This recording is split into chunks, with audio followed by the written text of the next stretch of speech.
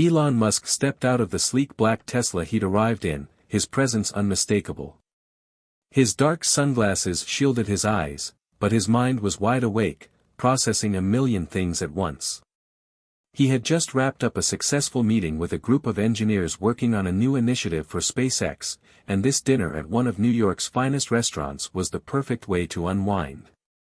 Or, so he thought.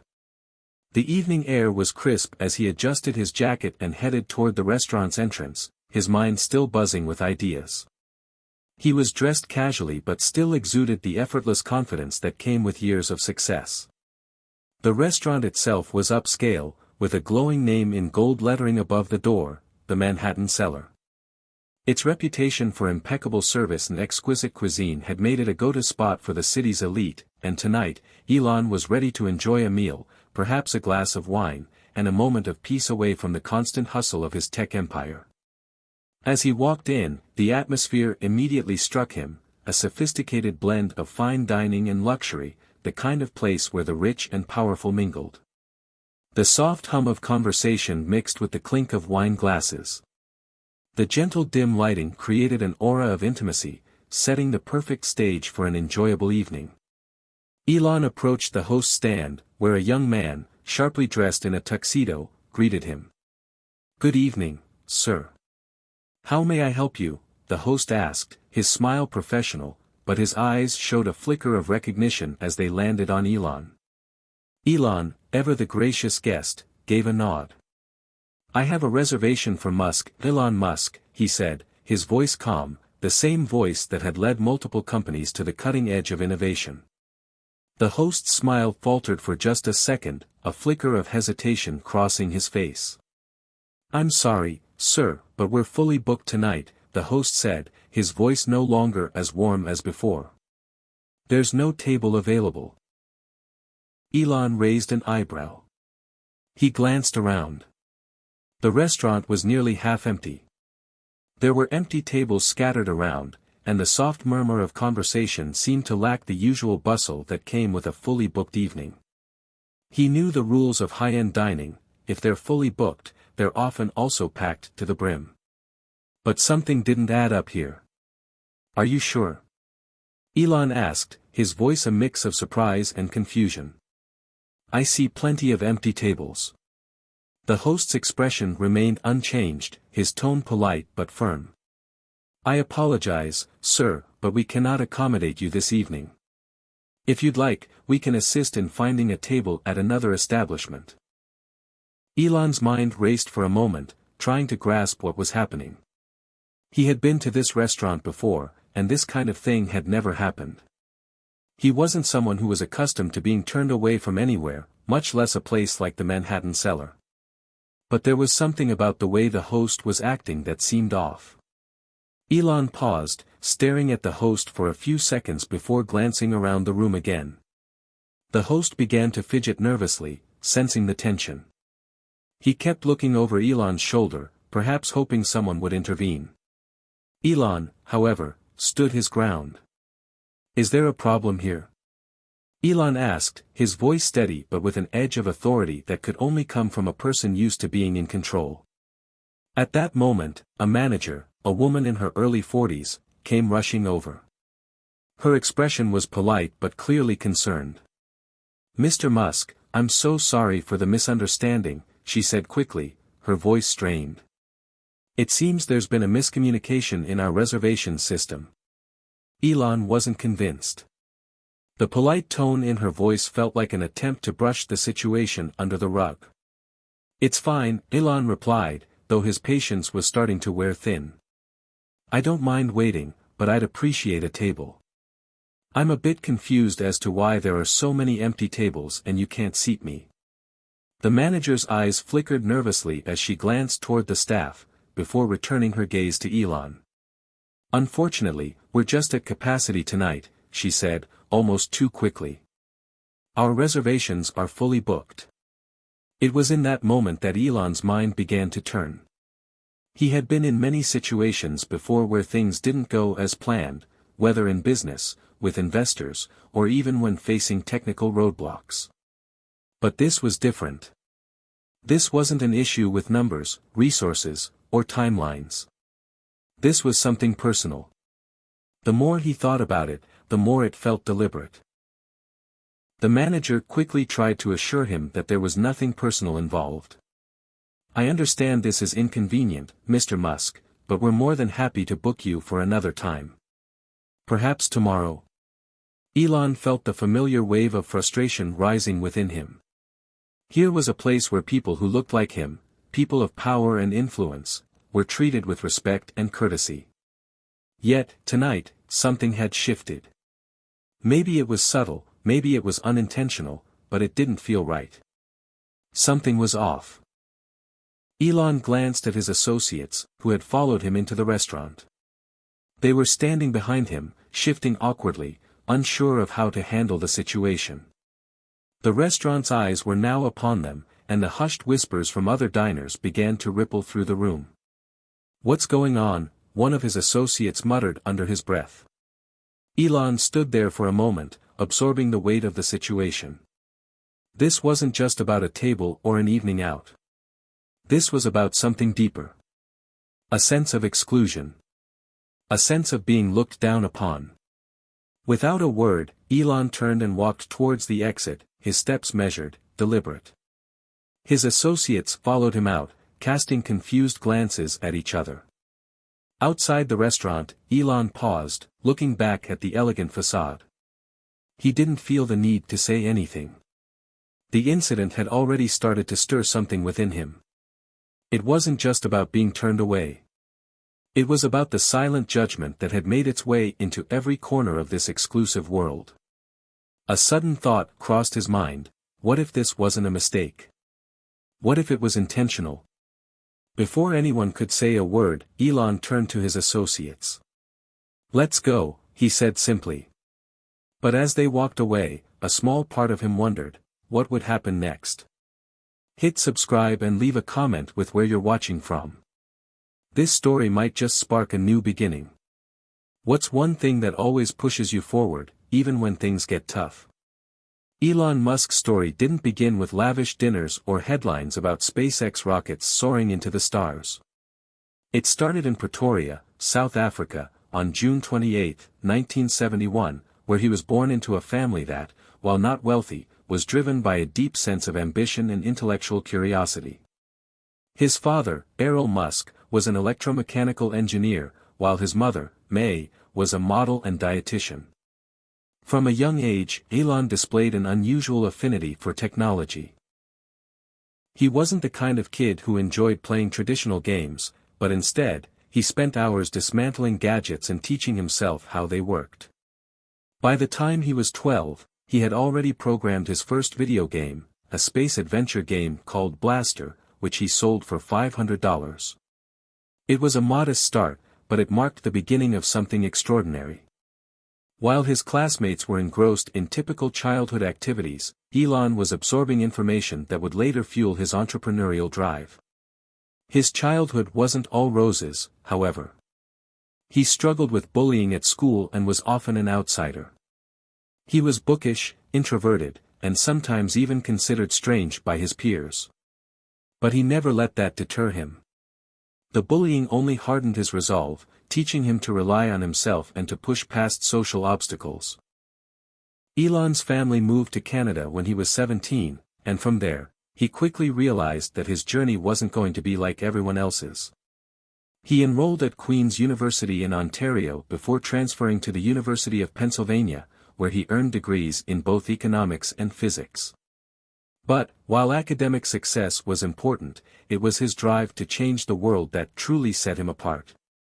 After graduation, Elon moved to California with the intent of pursuing a PhD at Stanford. But in an act that would later define his career, he dropped out after just 2 days. His reasoning was simple: he didn't want to waste time. Instead, he co-founded Zip2, a company that provided business directories and maps for newspapers.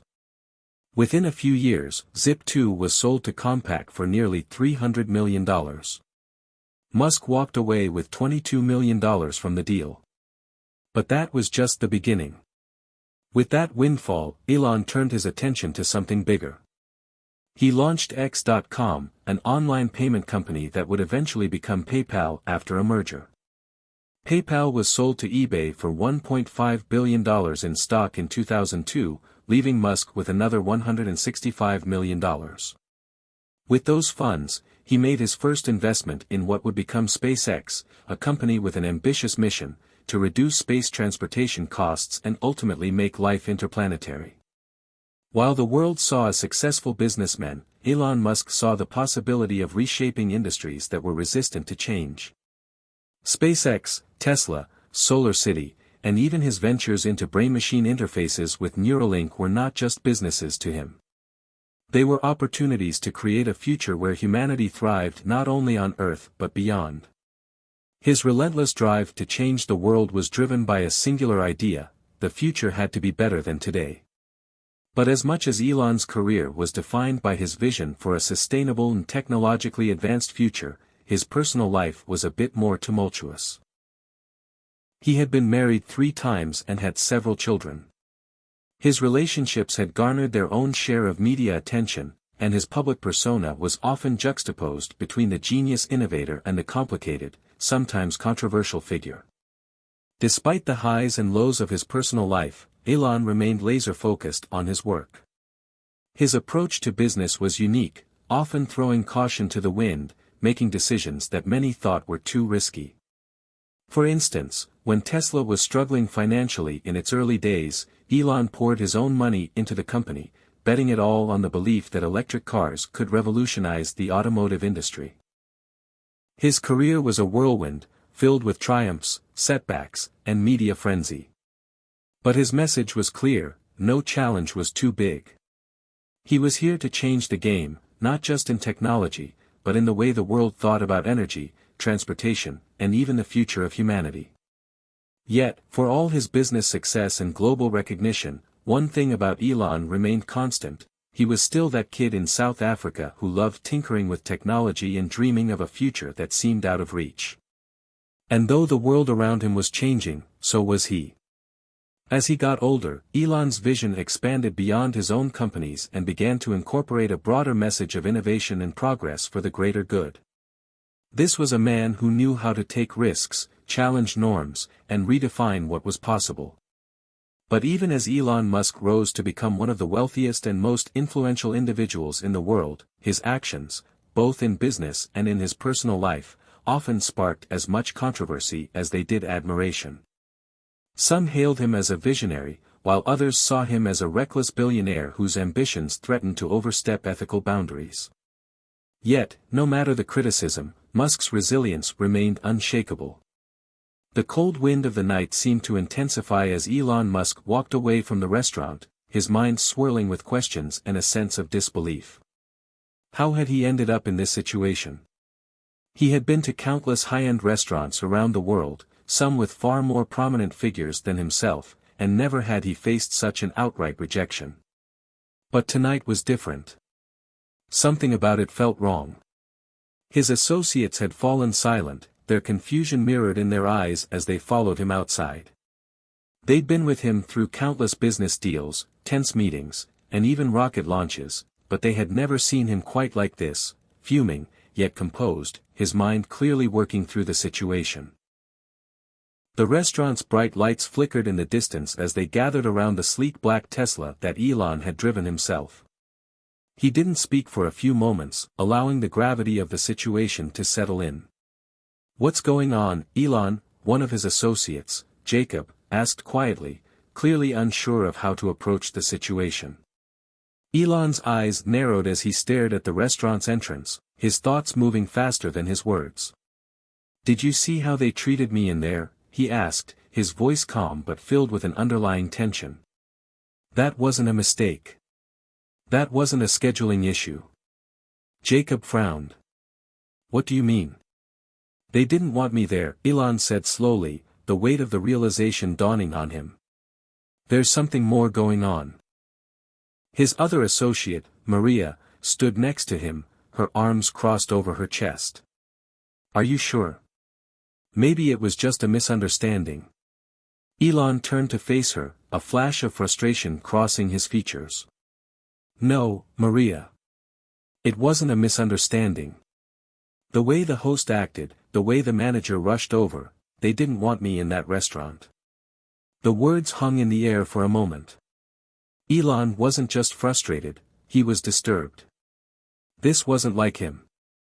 He wasn't one to get worked up over small matters, especially not things as trivial as being turned away from a restaurant. But this was different. There was an underlying tone to the entire interaction, something he couldn't quite place but felt deep in his gut. Could it be because of your reputation? Jacob ventured carefully, knowing the question might strike a nerve. Elon's eyes flickered. He didn't need to be reminded of the controversies that followed him, his outspoken tweets, his unfiltered opinions, and the way the media seemed to either adore him or vilify him. He had always been polarizing, but in the business world, that had never really mattered. He wasn't there to be liked, he was there to make a difference. Still, the question lingered. Maybe, Elon said, his voice dropping slightly. But this felt personal. Like something else is going on, and they made the decision long before I even walked through that door. Maria stepped forward, her expression thoughtful. You think they saw you and decided you weren't worthy enough to dine there? Elon paused, his gaze flickering back to the glowing sign of the Manhattan cellar. The irony of the name hit him like a wave. This was supposed to be a place where the city's elite came to gather, to network, to enjoy fine dining. But tonight, it had become something else entirely, a reminder that even in a world where success was supposed to be rewarded, certain lines were drawn, and some people simply didn't belong. The more Elon thought about it, the more a sense of injustice grew inside him. It wasn't just about the restaurant or the host. It was about the world he had worked so hard to build, where the barriers were supposedly meant to be broken down. Yet, here he was, face to face with a reminder that the system was still flawed. A moment of silence stretched between the group. The others exchanged glances, unsure of how to proceed. It wasn't just the rejection that bothered them, it was the unspoken message that came with it: you don't belong here. Elon, Jacob said after a beat, maybe it's time we turn this into something bigger. Something that actually shakes things up. You don't need that place. We'll find somewhere else to eat. But Elon wasn't listening. His mind was elsewhere, analyzing every second of the interaction in the restaurant. He wasn't ready to let it go. Not yet. You don't understand, Elon said slowly, his voice rising with a newfound intensity. This isn't just about one restaurant. It's a bigger issue. It's about how the world works, how people like us are treated just because of who we are, what we stand for.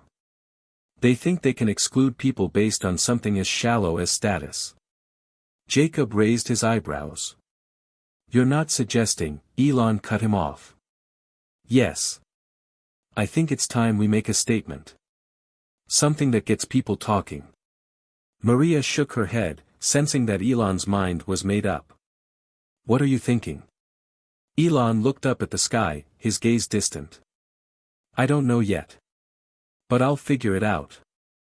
I've always had a way of turning setbacks into opportunities. This won't be any different. As the conversation settled into a new kind of tension, Elon knew that the events of the evening weren't something he could simply brush off. This was more than a rejection, it was a turning point. In the span of one interaction, the familiar world of power, privilege, and prestige had cracked open, revealing a deeper, more uncomfortable truth. And what bothered Elon even more was the thought that this wasn't an isolated incident. If he could be treated this way, what about the countless others who didn't have the resources or the platform to fight back? What about those who lived their entire lives fighting against unseen barriers, constantly told they didn't belong? In that moment, Elon made a vow to himself. He wasn't just going to let this go. He was going to do something about it. This wasn't the world he believed in, and if he had anything to say about it, things were about to change. He turned to his associates. We're not just walking away. We're going to make sure the whole world knows what happened tonight. They stood there for a moment, watching him closely. Then, without another word, they all piled into the Tesla, ready to follow him wherever this new path would lead. The night air was crisp as Elon Musk's sleek Tesla glided through the streets of Manhattan, its electric hum a quiet contrast to the simmering tension within. His associates, Maria and Jacob, sat in the back seat, exchanging glances but saying little.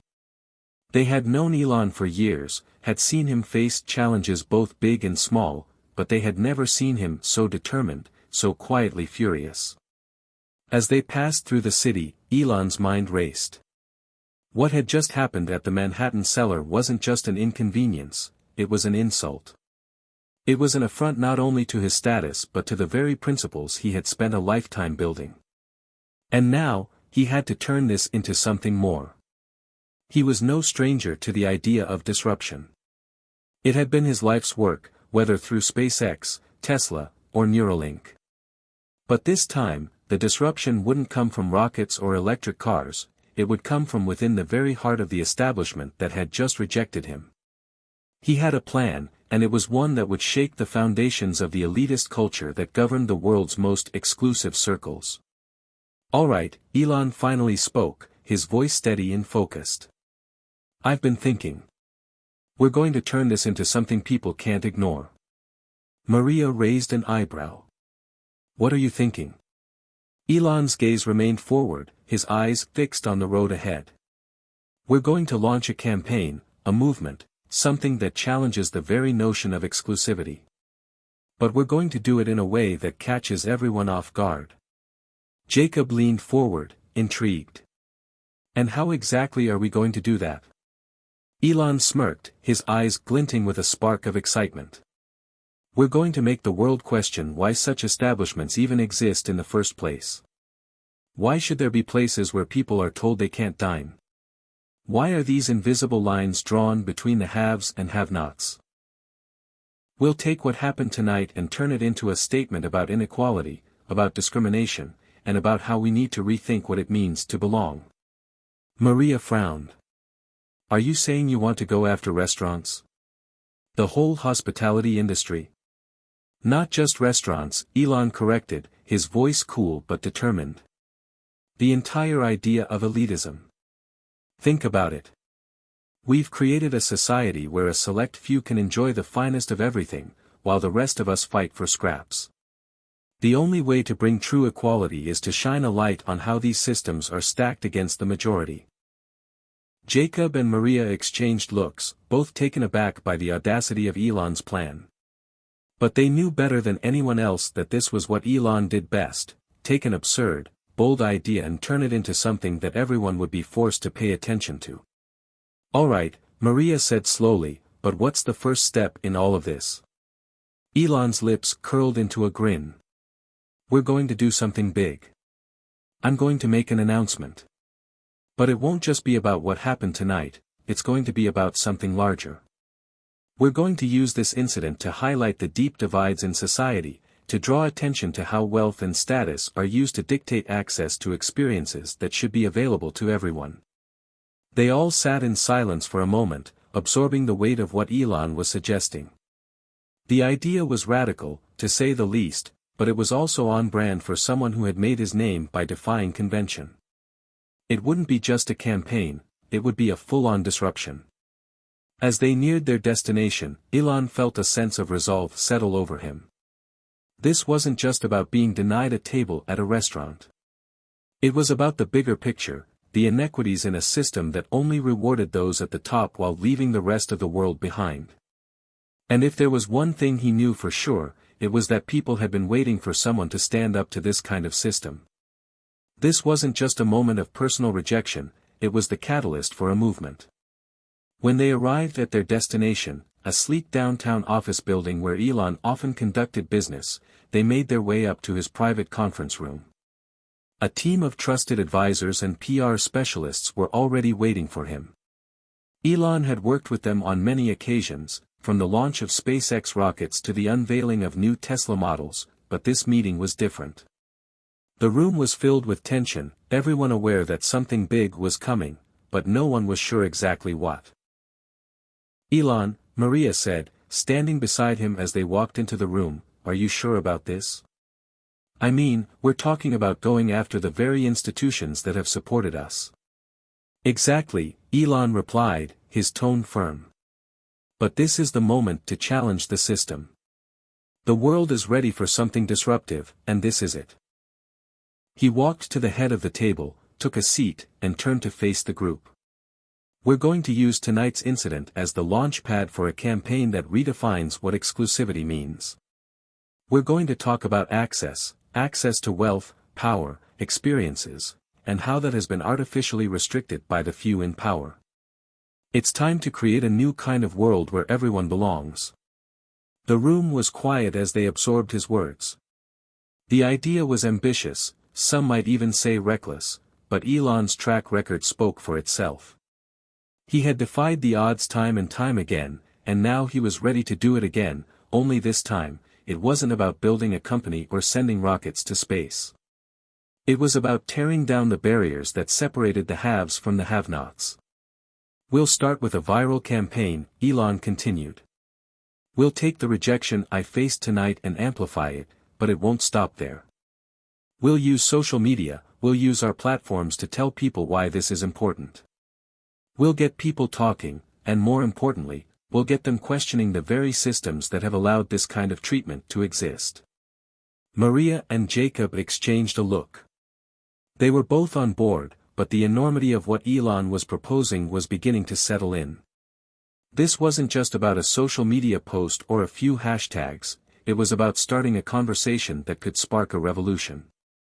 Elon, Jacob said slowly, if we do this, there's no going back. You're about to open a door that can't be closed. Elon looked at him, his expression unwavering. That's the point, Jacob. I'm not doing this for me. I'm doing this for everyone who has been told they don't belong. The days following Elon Musk's decision to launch his campaign were a whirlwind of activity. As expected, the story of his rejection at the Manhattan cellar spread like wildfire across social media, with countless news outlets picking up the narrative. But it wasn't just about the incident anymore. It had transformed into something far bigger, far more significant. What started as a personal grievance had ignited a global conversation about exclusivity, elitism, and the hidden forces that dictated who could gain access to the finer things in life. Elon had done what he did best, turned an obstacle into an opportunity, and the world was watching. The campaign was unlike anything anyone had seen before. A combination of powerful social media posts, viral videos, and behind-the-scenes footage of Elon's own reflections on the incident, all capped off with a bold statement calling for a world of inclusion. Elon's team had done an incredible job creating a buzz, with news anchors, politicians, and celebrities weighing in on the subject. People from all walks of life began sharing their own stories of feeling excluded, of being told they didn't belong, stories of rejection that ranged from being turned away at restaurants, to being denied job opportunities based on their backgrounds or socioeconomic status. And then, on the third day of the campaign, something unexpected happened.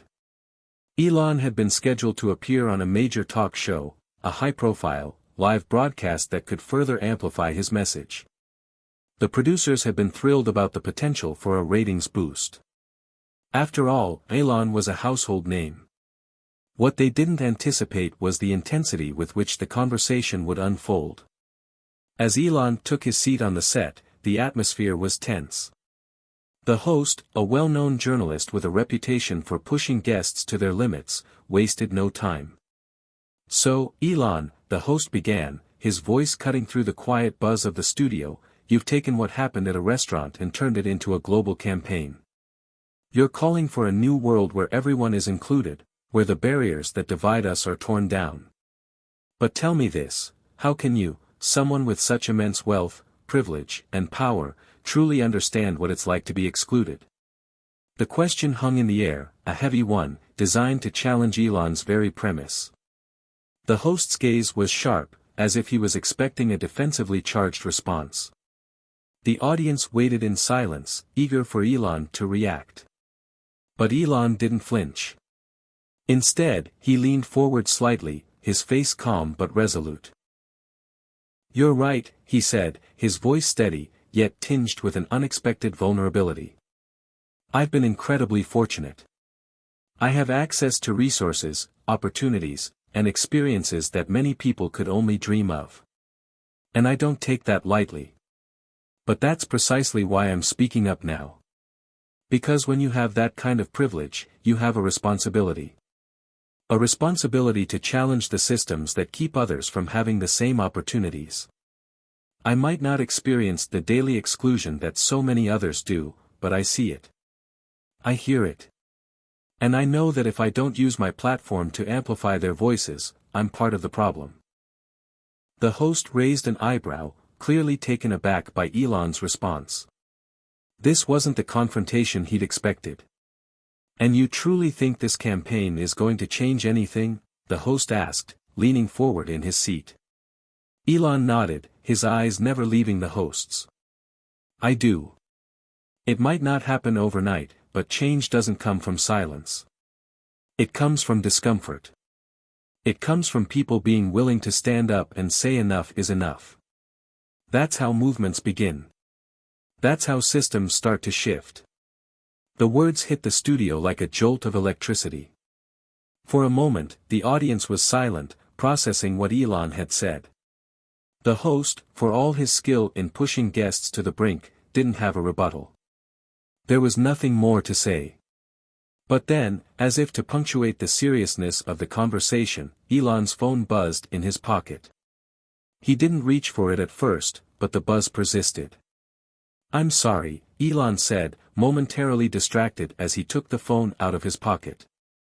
His face tightened as he saw the notification on the screen. A viral video had just been released of an altercation at the Manhattan cellar. He quickly scanned the video. It was a security camera clip from the night he had been turned away.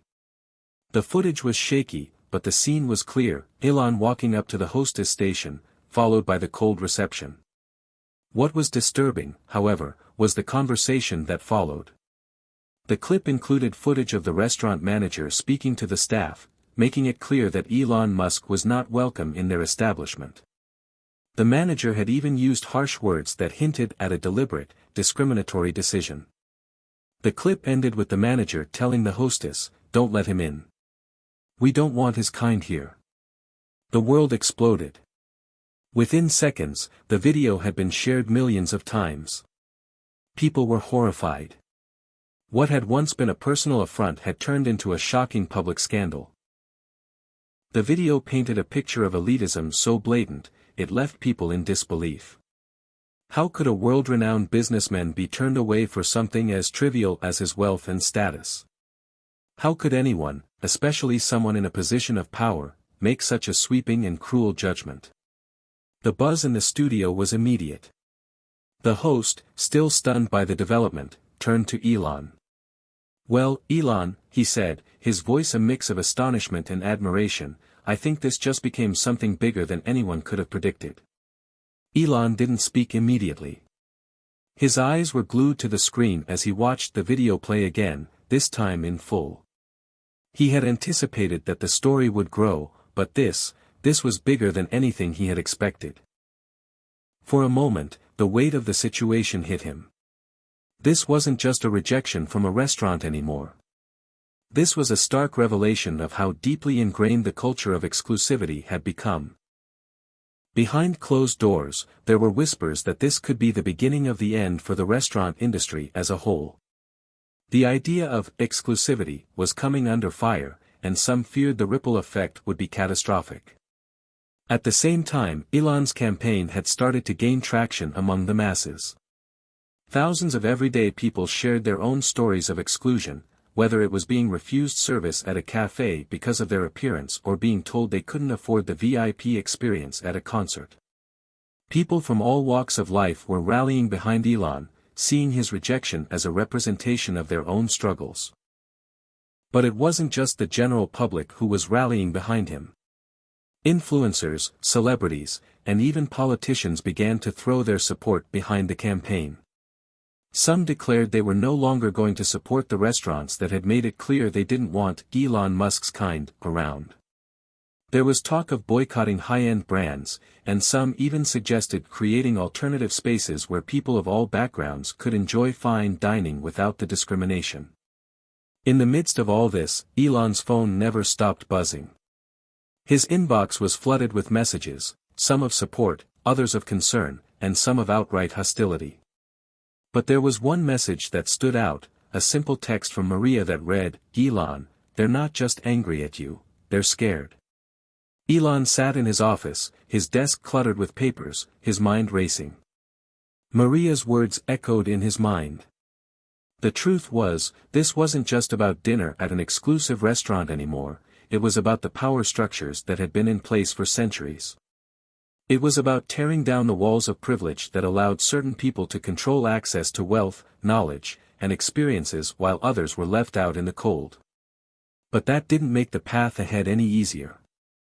The more the campaign gained momentum, the more the opposition grew. Elon had never been afraid of a fight, but this was different. The opposition wasn't just going to back down quietly. They had too much to lose. In the early days of the campaign, the backlash had been a manageable annoyance, disgruntled restaurant owners voicing their frustrations, some TV pundits offering their critique. But now, the response was intensifying. Media outlets began to dig into Elon's past, pulling up old interviews, controversial quotes, and reports of failed business ventures. They were trying to discredit him, to paint him as someone who was out of touch with reality, who had no right to question the systems that had made him a billionaire. At the same time, an elite group of powerful figures, many from industries with a vested interest in maintaining the status quo, began to mobilize against Elon. A particularly vocal group of restaurant owners and chefs began a campaign of their own, claiming that Elon Musk's actions were destroying the very fabric of the industry. They labeled him a tech oligarch, trying to wield his wealth and influence to tear down the establishments that had made dining an art. In a private meeting, Jacob and Maria sat across from Elon, both of them visibly exhausted but equally determined. "Elon," Jacob said, his tone serious. "This campaign is becoming something we never anticipated. They're coming after you, and not just through social media. It's everywhere, news channels, interviews, even online forums. People are questioning your intentions." Maria nodded. "They're trying to portray you as an outsider who's clueless about what people in these spaces really need. They're calling it elitism in reverse.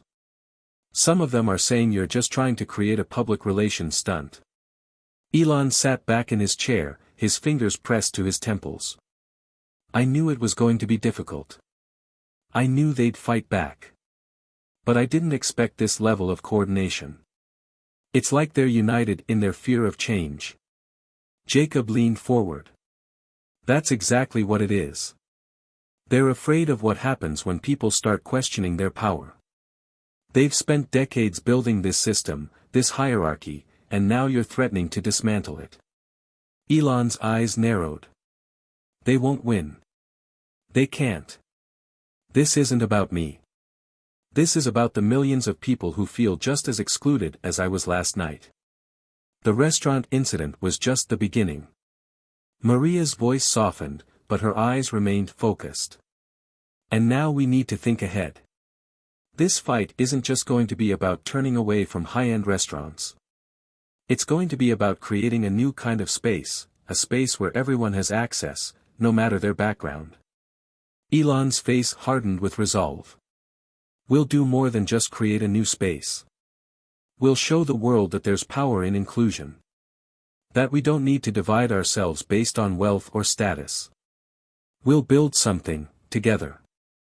Just then, a notification buzzed on Elon's phone, interrupting the moment. It was a message from a top social media influencer who had recently pledged her support for the campaign. The text was simple. "I'm in. Let's change the world." A smile tugged at the corner of Elon's lips. It was a small victory, but it was a victory nonetheless. The momentum was shifting in his favor, and there was no turning back now. The weeks that followed Elon Musk's televised appearance were nothing short of transformative. What started as a single viral moment, his rejection at the Manhattan cellar, had grown into something far larger, far more profound. The movement he had inadvertently ignited was gaining momentum, with every passing day bringing more supporters and voices demanding change.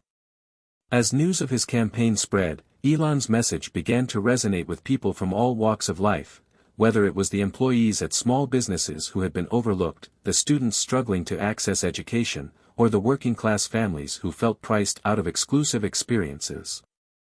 People were no longer simply reacting to one man's story, they were rallying behind the idea of an equal society, where status and wealth didn't dictate one's worth. Behind the scenes, Elon's team had been working tirelessly to keep the momentum going. Maria, ever the strategic mastermind, was in constant contact with key influencers, politicians, and thought leaders who could help push the cause forward. Jacob, Elon's trusted advisor, had taken on the task of coordinating with activists and organizations dedicated to fighting inequality and discrimination in all its forms. They were all in agreement, this was no longer just a conversation about restaurants, it was about dismantling the systems that kept people apart.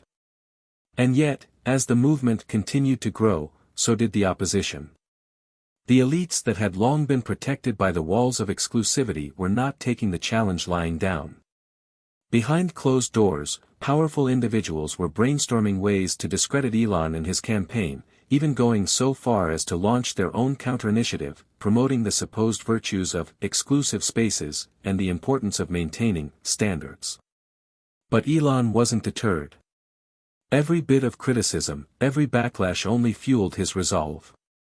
He had been in this position before. Being doubted, being criticized, being told his ideas were impossible. But each time, he had proven the naysayers wrong. This time would be no different. One of the first major steps in Elon's campaign was the launch of a new initiative, a global platform for inclusivity. The idea was simple but radical: create a space where anyone, regardless of their wealth, status, or background, could access high-end experiences, whether that was dining at Michelin-star restaurants, attending exclusive concerts, or participating in industry-leading conferences. The platform was designed to partner with existing venues, offering them the chance to rebrand as inclusive spaces without sacrificing the quality of their service or their reputation. But turning this idea into reality wasn't easy. The pushback was immediate. Many restaurateurs, hotel owners, and event planners viewed this new platform as a direct threat to their business model. They feared that embracing inclusivity would undermine the luxury experience they had spent years building. What's the point of exclusivity if everyone can be a part of it? One industry leader commented in an op-ed, "This isn't about elitism, it's about maintaining standards. You can't just invite everyone in and expect it to work." The response was predictable, but it only made Elon's campaign stronger. The more the critics pushed back, the more determined the public became to see this vision through. The campaign had become something far bigger than Elon. It was about reshaping the way the world viewed wealth, privilege, and access. A turning point came when Elon announced his first big partnership, a collaboration with a world-renowned restaurant group that had previously prided itself on its exclusivity. The announcement came as a surprise, as the restaurant chain had long been associated with the elite. But when they signed on to join Elon's platform, it was seen as a groundbreaking move, a win for the movement, and a signal that change was possible. The press conference announcing the partnership was broadcast live, and the atmosphere was electric. The media had gathered in full force, eager to see how Elon would respond to the inevitable questions about his critics. But Elon's demeanor was calm, even serene. "This is about more than just fine dining," he began, his voice steady but filled with conviction. "This is about creating a world where opportunities aren't reserved for the few at the top. It's about ensuring that everyone, regardless of their income, background, or social standing, can access experiences that enrich their lives. It's about making sure that the barriers that divide us are broken down." The room went silent. The weight of his words hung in the air, and for a moment, it felt like the world was holding its breath. One journalist raised his hand and asked the obvious question, "Elon, How can you justify partnering with luxury brands, with high-end restaurants that have been known for their exclusivity, and still claim to be pushing for inclusivity? Elon smiled, a small, knowing smile. Because I believe in transformation. I believe that these spaces can evolve, that they can become more inclusive without losing the essence of what makes them special. It's not about tearing things down, it's about building something new. It's about giving people the chance to experience the things that many thought were out of their reach. The press conference ended on a high note, and as the media rushed to cover the story, Elon felt a sense of accomplishment. It wasn't the final victory, but it was a major step forward. The narrative had begun to shift. What was once seen as an impossible dream was now becoming a reality. But the journey ahead was far from easy. The forces of resistance were powerful, and the road would be filled with obstacles. There would be legal battles, corporate pushback, and public relations campaigns designed to tear down everything Elon was trying to build. But in that moment, he knew one thing for sure: there was no turning back now. The inclusivity movement had been born, and it was gaining traction by the minute. Elon Musk had never been one to shy away from a fight. He had built his fortune and his reputation by taking on the impossible, challenging industries, pushing boundaries, and creating companies that were reshaping the world. But this fight, the battle for inclusivity, felt different. It was personal, in ways that even he hadn't fully anticipated. The launch of his global platform for inclusivity had been a resounding success in terms of public support.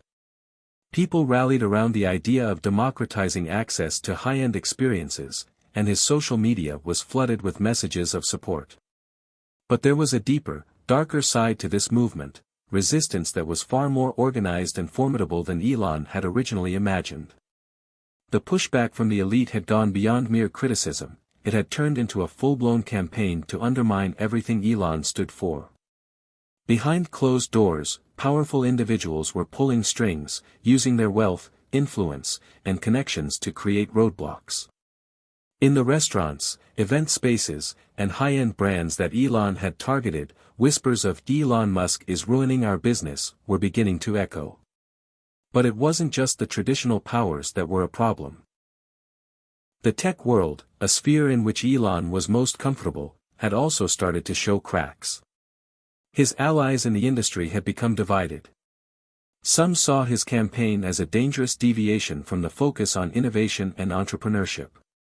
They worried that pushing inclusivity in this way would ruin the very essence of the businesses Elon had spent his life building. Others, who were more aligned with Elon's values, remained firm in their support. But the fractures were clear, and this internal conflict was proving to be a significant challenge. Jacob and Maria, who had been working tirelessly behind the scenes to support the campaign, had come to Elon with troubling news.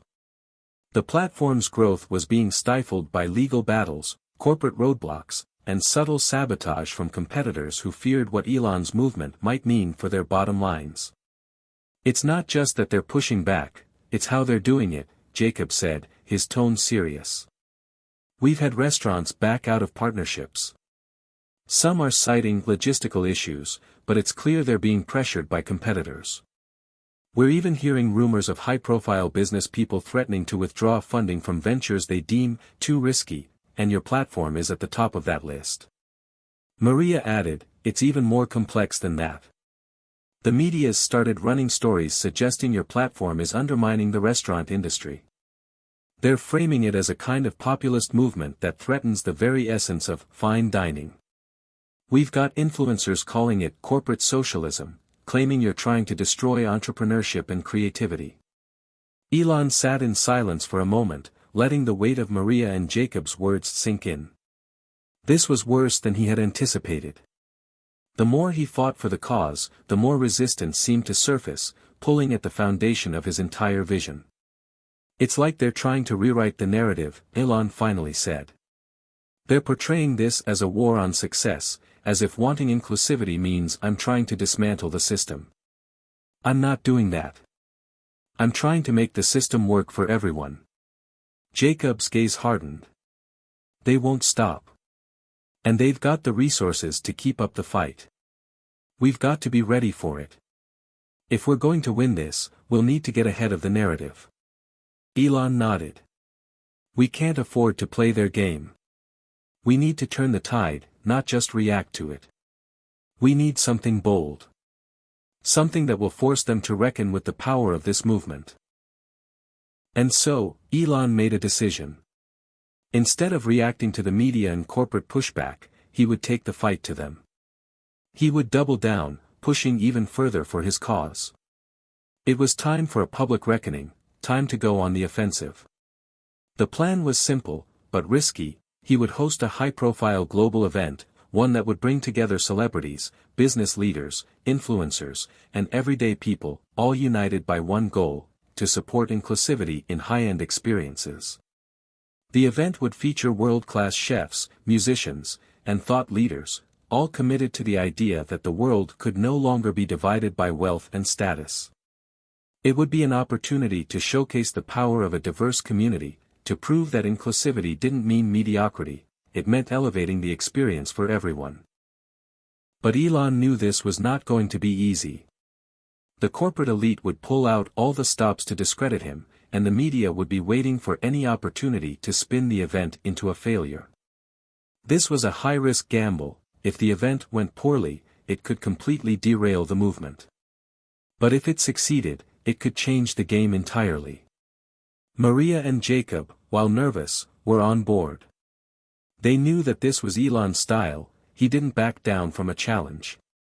But they also knew that the stakes had never been higher. The campaign was at a crossroads, and this event would either solidify its place in history or see it fade into the background. The planning began immediately. Maria worked on securing speakers and performers, while Jacob reached out to influential business leaders who were aligned with the mission. They would need to rally as many supporters as possible to ensure the event was a success. Behind the scenes, Elon coordinated with a team of PR experts, ensuring that the narrative around the event would stay focused on the movement's core message. As the day of the event drew nearer, tensions were palpable. The media, sensing something big was coming, began to speculate wildly about what Elon had planned. Would it be a lavish affair, filled with the same exclusivity he was trying to dismantle? Would it be a statement of wealth and power, or would it truly embody the spirit of inclusivity he had promised? Then, just days before the event, Elon made a public announcement. A statement that would send shockwaves through the industry. We will not be charging for tickets to the event, Elon declared in a live broadcast. Everyone, regardless of their background or income, will have access. This is not just about watching the rich and powerful entertain each other. This is about showing the world that we are stronger when we come together, when we give everyone a seat at the table. It was a bold move. And it was one that sent a clear message to the opposition: this wasn't about luxury, it was about equality. It wasn't about preserving a broken system, it was about creating something new, something better. The world would be watching. And the resistance would do everything in its power to stop them. The day of Elon Musk's highly anticipated global event had finally arrived. The atmosphere was electric, charged with an air of expectation. Everyone, from celebrities and influencers to everyday people, had been waiting for this moment. It wasn't just any event. It was a symbol, a declaration, an attempt to reshape the narrative about wealth, status, and access. For Elon, it was the culmination of months of work, a bold statement that would either cement his place as a revolutionary or be remembered as a monumental failure. But, as the clock ticked down to the start of the event, Elon couldn't shake the feeling of unease. This was no longer just about him or his vision, it was about everyone who had believed in the movement. The eyes of the world were upon him. His critics were lurking, waiting for the smallest misstep. The stakes had never been higher. The event was being held in an iconic location, an expansive venue in the heart of New York City, a place that had long been a symbol of exclusivity. The venue, known for hosting only the most elite gatherings, was now opening its doors to a much wider audience. The irony wasn't lost on anyone, especially the critics. The once inaccessible had now become the epicenter of change. From the moment the doors opened, it was clear that this was not going to be a typical event. The red carpet, usually reserved for celebrities and the ultra-wealthy, was instead populated with people from all walks of life, single mothers, immigrants, students, working-class families, all brought together by the shared belief in a more inclusive world.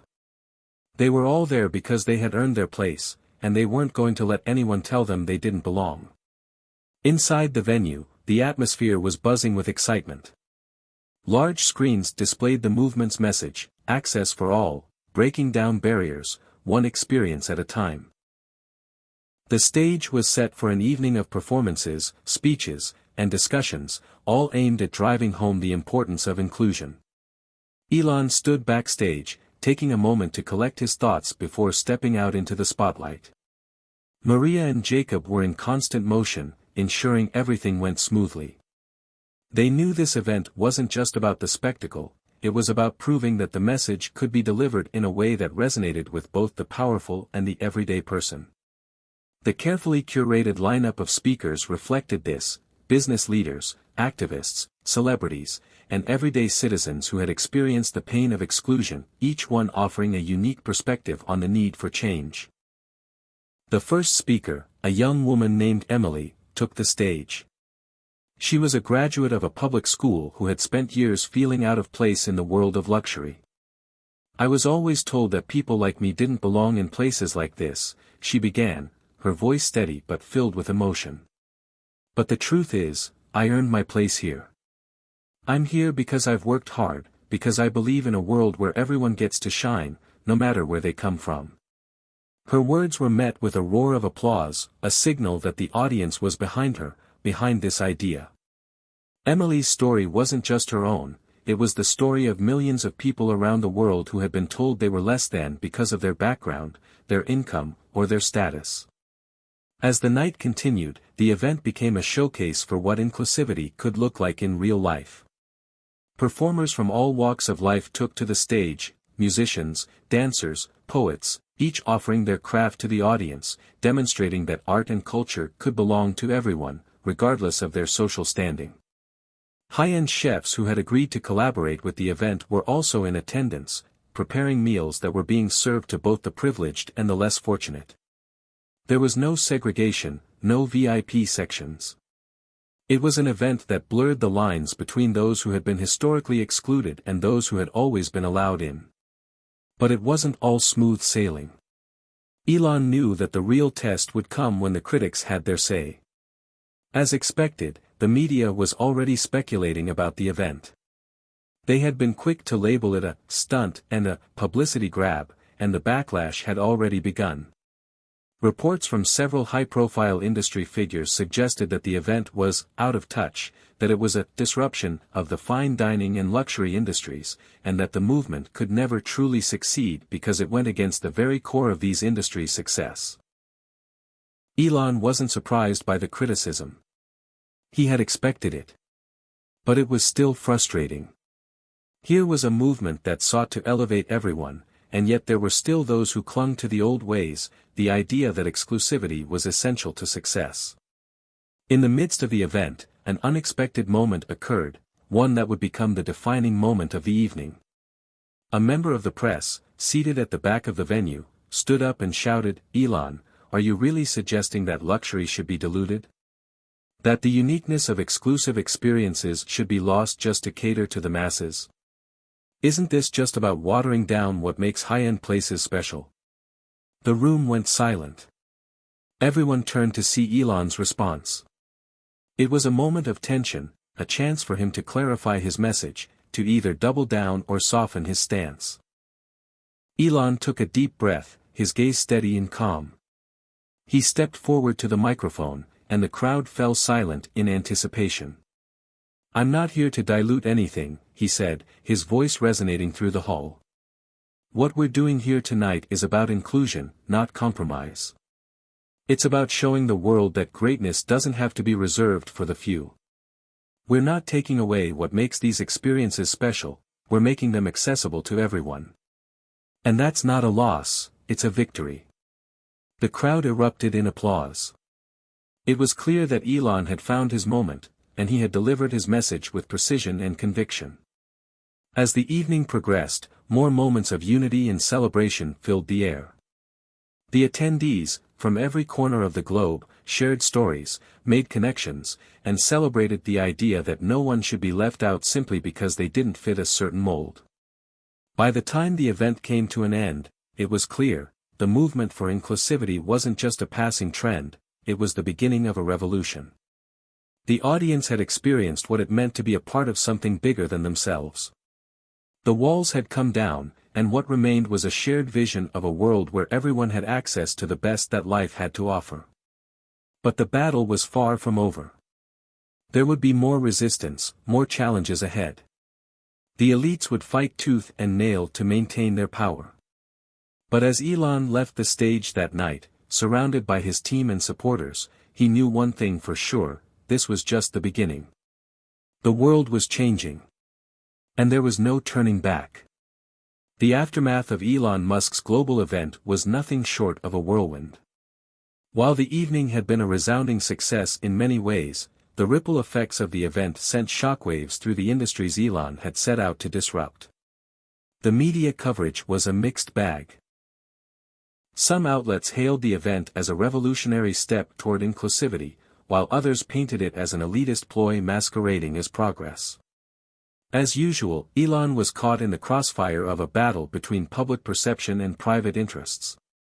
The first signs of trouble came the very next morning, when a high-profile restaurant chain, one that had been a partner of the event, announced it was severing ties with Elon's movement.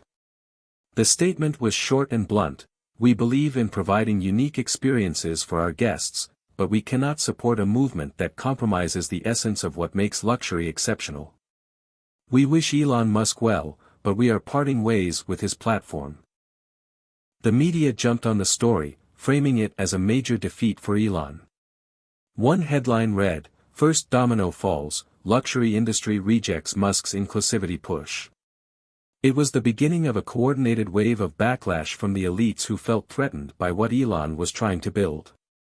Behind the scenes, rumors circulated about industry leaders meeting in private to discuss how to crush the movement before it gained any more traction. But Elon wasn't the type to back down from a fight. He knew the opposition would only grow more fierce, but he also knew that this was the moment where they could either crumble or rise stronger. He had spent years taking on impossible challenges, from creating electric cars to building rockets that could take humans to Mars. This was no different.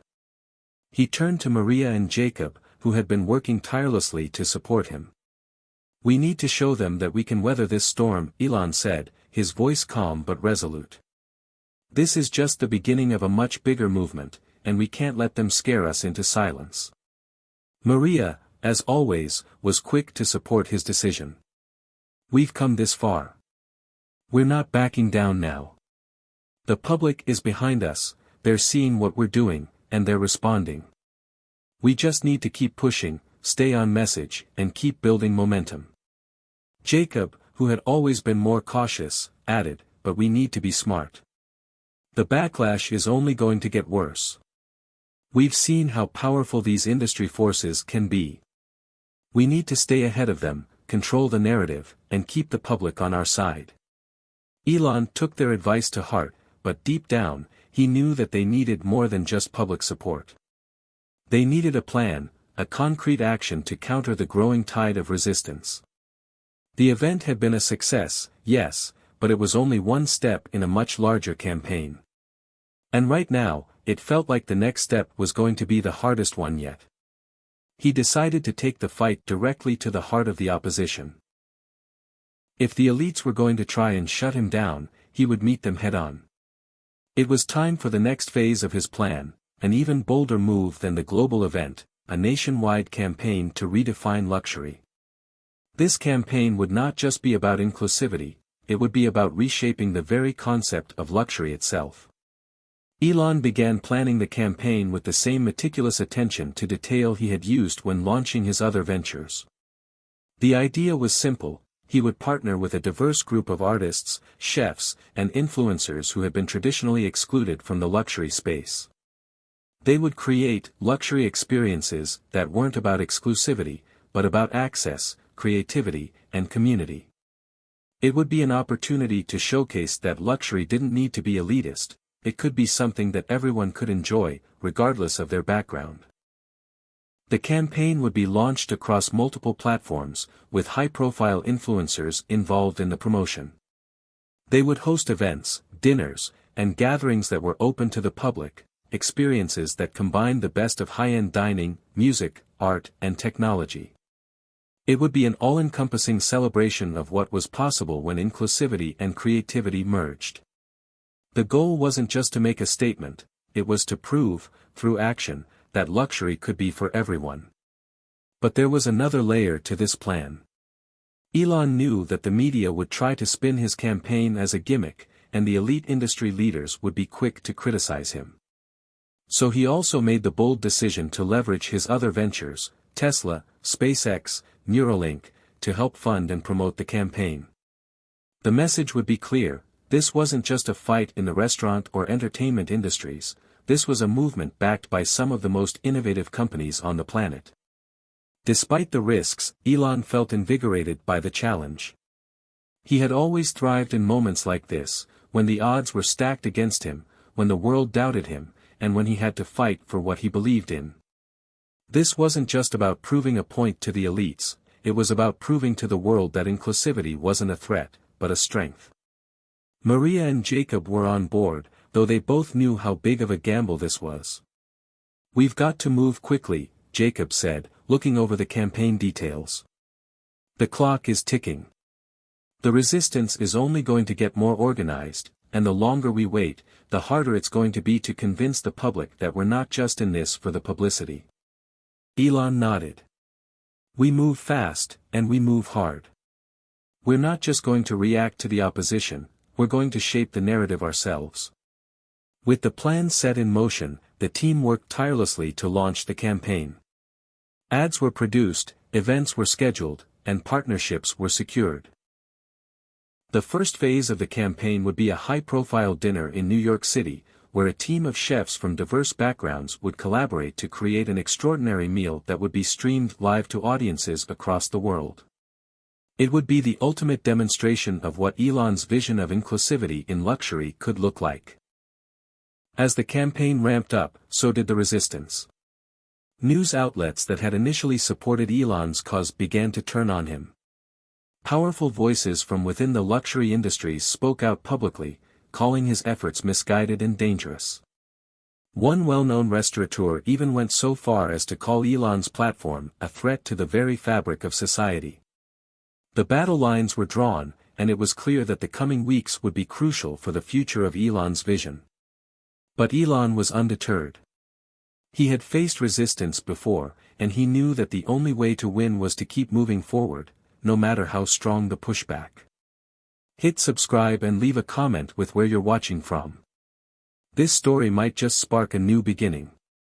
What's one thing that always pushes you forward, even when things get tough? The campaign launch was fast approaching, and with it, the stakes had never been higher.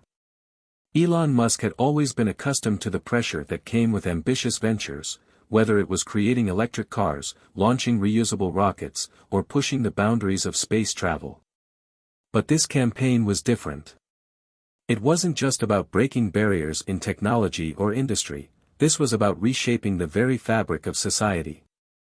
It was about proving that inclusivity could be woven into the heart of luxury, not as a dilution of its value, but as a reinvention. Maria, Jacob, and the rest of the team had been working around the clock to prepare for the grand event in New York City. The venue, a luxurious multi-story building in the heart of Manhattan, was set to host an exclusive dinner that would bring together the world's top chefs, artists, and performers, but with one key difference: everyone was invited. The evening wasn't going to be just another high-profile gala reserved for the wealthy elite, it was going to be an open, democratic celebration of creativity and innovation. Elon knew that the press would be watching closely. This event would either make or break the movement. There was no middle ground. The critics had already started circling, calling it a publicity stunt and claiming that this was another example of Musk trying to bend the rules of society to fit his own whims. But that was part of the plan. Elon wasn't in this for the easy win, he was in it to change the rules, permanently. As the day of the event approached, tensions were palpable. Everyone knew what was at stake. Elon had prepared a keynote speech that would highlight the core values of the movement: equality, access, and redefining luxury, but he was more focused on the actual experience that the night would provide. It wasn't just about what he said, it was about how the world saw the event unfold, how the attendees interacted, and how the public would react to the idea of luxury being shared by all. Jacob had been the one most concerned about how the event would be received. The backlash from the restaurant industry had been intense, and it seemed like every day brought new challenges. But he trusted Elon's vision. If anyone could pull this off, it was him. "I know you're worried," Elon said to Jacob one morning as they reviewed the final details of the campaign. "But this is bigger than just one event. This is about changing the way people think about luxury and access. We're going to show them that the future is a place where everyone has a seat at the table." Jacob nodded, but he couldn't shake the feeling that they were walking into the lion's den. "I just hope the message lands the way we want it to. There's a lot of resistance out there, and they're not going to go down without a fight." "I'm counting on that," Elon said with a smile. "Let them fight. We're not just doing this for the fight, we're doing it to win." As the doors opened to the venue that evening, it was clear that this event would be unlike anything anyone had ever seen before. The place was buzzing with excitement, but the atmosphere was noticeably different from other high-profile events. There were no velvet ropes, no VIP sections, just a crowd of people, each with an equal right to be there. The guests included everyone from famous chefs and A-list celebrities to artists and everyday people who had earned their spot through a lottery system set up by Elon's team.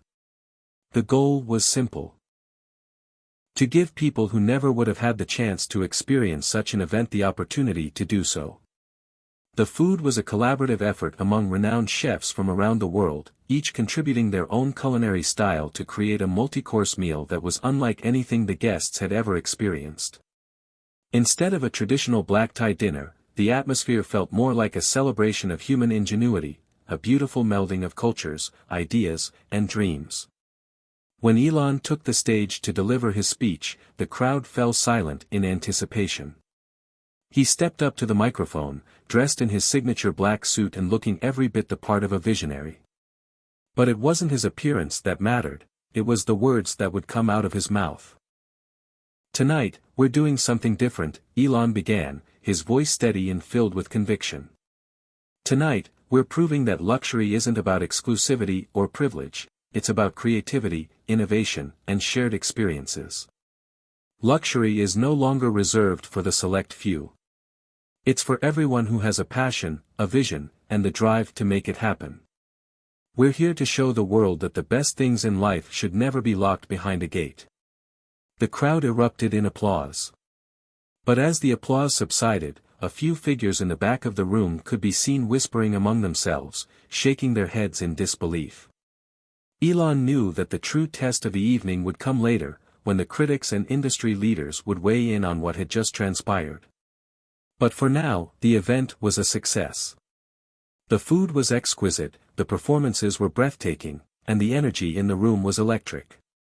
It was clear that people were connecting with the message, not just the idea of inclusivity, but the idea of redefining what luxury meant. However, the media's coverage of the event was far from kind.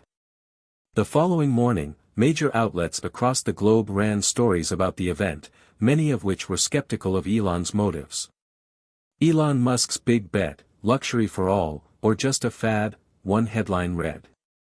Another article questioned whether Elon's visionary approach could even be sustainable in an industry that had always relied on exclusivity to drive its appeal. In the midst of the criticism, a few allies came forward, people who truly believed in the movement and wanted to support it. Artists, celebrities, and influencers began posting messages of support on social media, amplifying the message that luxury was a shared experience, not a privilege. One influencer posted a picture of themselves at the event with the caption, "Tonight, I experienced what true luxury feels like. Not in a fancy restaurant or exclusive event, but in the people I met and the experiences we shared." As the news continued to trickle in, it became apparent that the movement wasn't going to be easily dismissed. The backlash was strong, but so was the support. People were talking about the event, debating it, and asking questions that hadn't been asked before. Could luxury truly be for everyone? Was it possible to create a world where access wasn't determined by wealth or status? Elon watched from the sidelines, knowing that this was just the beginning. He had no illusions about the difficulty of the task ahead. The resistance would grow, the battles would get tougher, and the stakes would get higher. But one thing was clear: he had taken the first step toward creating a world where access was no longer a privilege reserved for the few. And that, Elon believed, was just the beginning. The next few weeks were a whirlwind of activity for Elon Musk and his team. The success of the New York City event, despite the media backlash, had sparked a renewed sense of determination within the movement. But the opposition was growing louder. Critics, both in the media and within the industries that had always controlled luxury, were doubling down, determined to undermine everything Elon was trying to build. The luxury industry, already rattled by the initial shock of the event, wasn't going to let Musk's vision reshape their world without a fight.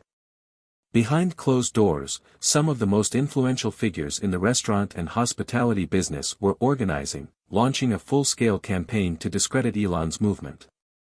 A few powerful CEOs and industry leaders issued statements condemning Musk's platform as a dangerous erosion of the high standards that made their businesses thrive. A prominent CEO from a top-tier restaurant group spoke out in a televised interview: "What Musk is doing is irresponsible. Luxury, by definition, has always been about exclusivity, rarity, and an elevated experience. What he's proposing would lead to a devaluation of everything we've worked to build over decades. It's not sustainable." These voices were not alone. High-end hotel chains, renowned designers, and well-established luxury brands all began to rally behind the status quo, sending out press releases and leveraging their media connections to publicly criticize Musk's campaign. They argued that the very essence of luxury was tied to exclusivity and that a world where anyone could access luxury experiences was an unsustainable fantasy. Elon's team knew that the backlash was coming. They had anticipated it, but the scale and speed at which it spread took them by surprise. Jacob, always the strategist, had foreseen that this would be the hardest part. "We're up against a well-established system that's been in place for generations," he said in a strategy meeting. "These people aren't just going to let go of their hold on luxury without a fight. We need to be prepared for their counterattack." Maria, on the other hand, was more optimistic. "But that's the beauty of this. We've already shown that there's a huge demand for inclusivity. We just need to keep pushing and get the people on our side. Public opinion is on our side now, and that's the key." Elon, ever the visionary, stood at the front of the room. "I didn't get here by playing it safe. Every time I've pushed the envelope, people have tried to tear me down. But what's the alternative? To stop pushing forward? To accept the status quo? No. We're here to change the game, and if we have to face this kind of resistance, we face it head-on." The decision was made: they would counter the backlash by doubling down on the campaign. It wasn't just about luxury anymore, it was about something much bigger. It was about the freedom to shape your own destiny, to believe that access to greatness didn't have to be dictated by the class you were born into. Elon knew they had to go even bigger with their next move. They couldn't just counter the attacks with words, they needed a massive, public display of support for their vision. That's when the idea for the Global Luxe Experience was born. It would be a series of events spanning multiple countries, featuring interactive experiences that blended luxury with inclusivity in ways never seen before. People from all walks of life would be invited to partake in the events: no VIP passes, no gated access, just pure, unadulterated access to extraordinary experiences. The Global Lux experience would feature performances by world-class musicians, art installations by renowned artists, and collaborations with some of the most innovative minds in food, fashion, and technology. Everything about these events would challenge the concept of exclusivity, pushing the boundaries of what people thought luxury could be. The idea was to put on a show so grand, so disruptive, that it would be impossible for the media and industry elites to ignore. But the resistance was prepared.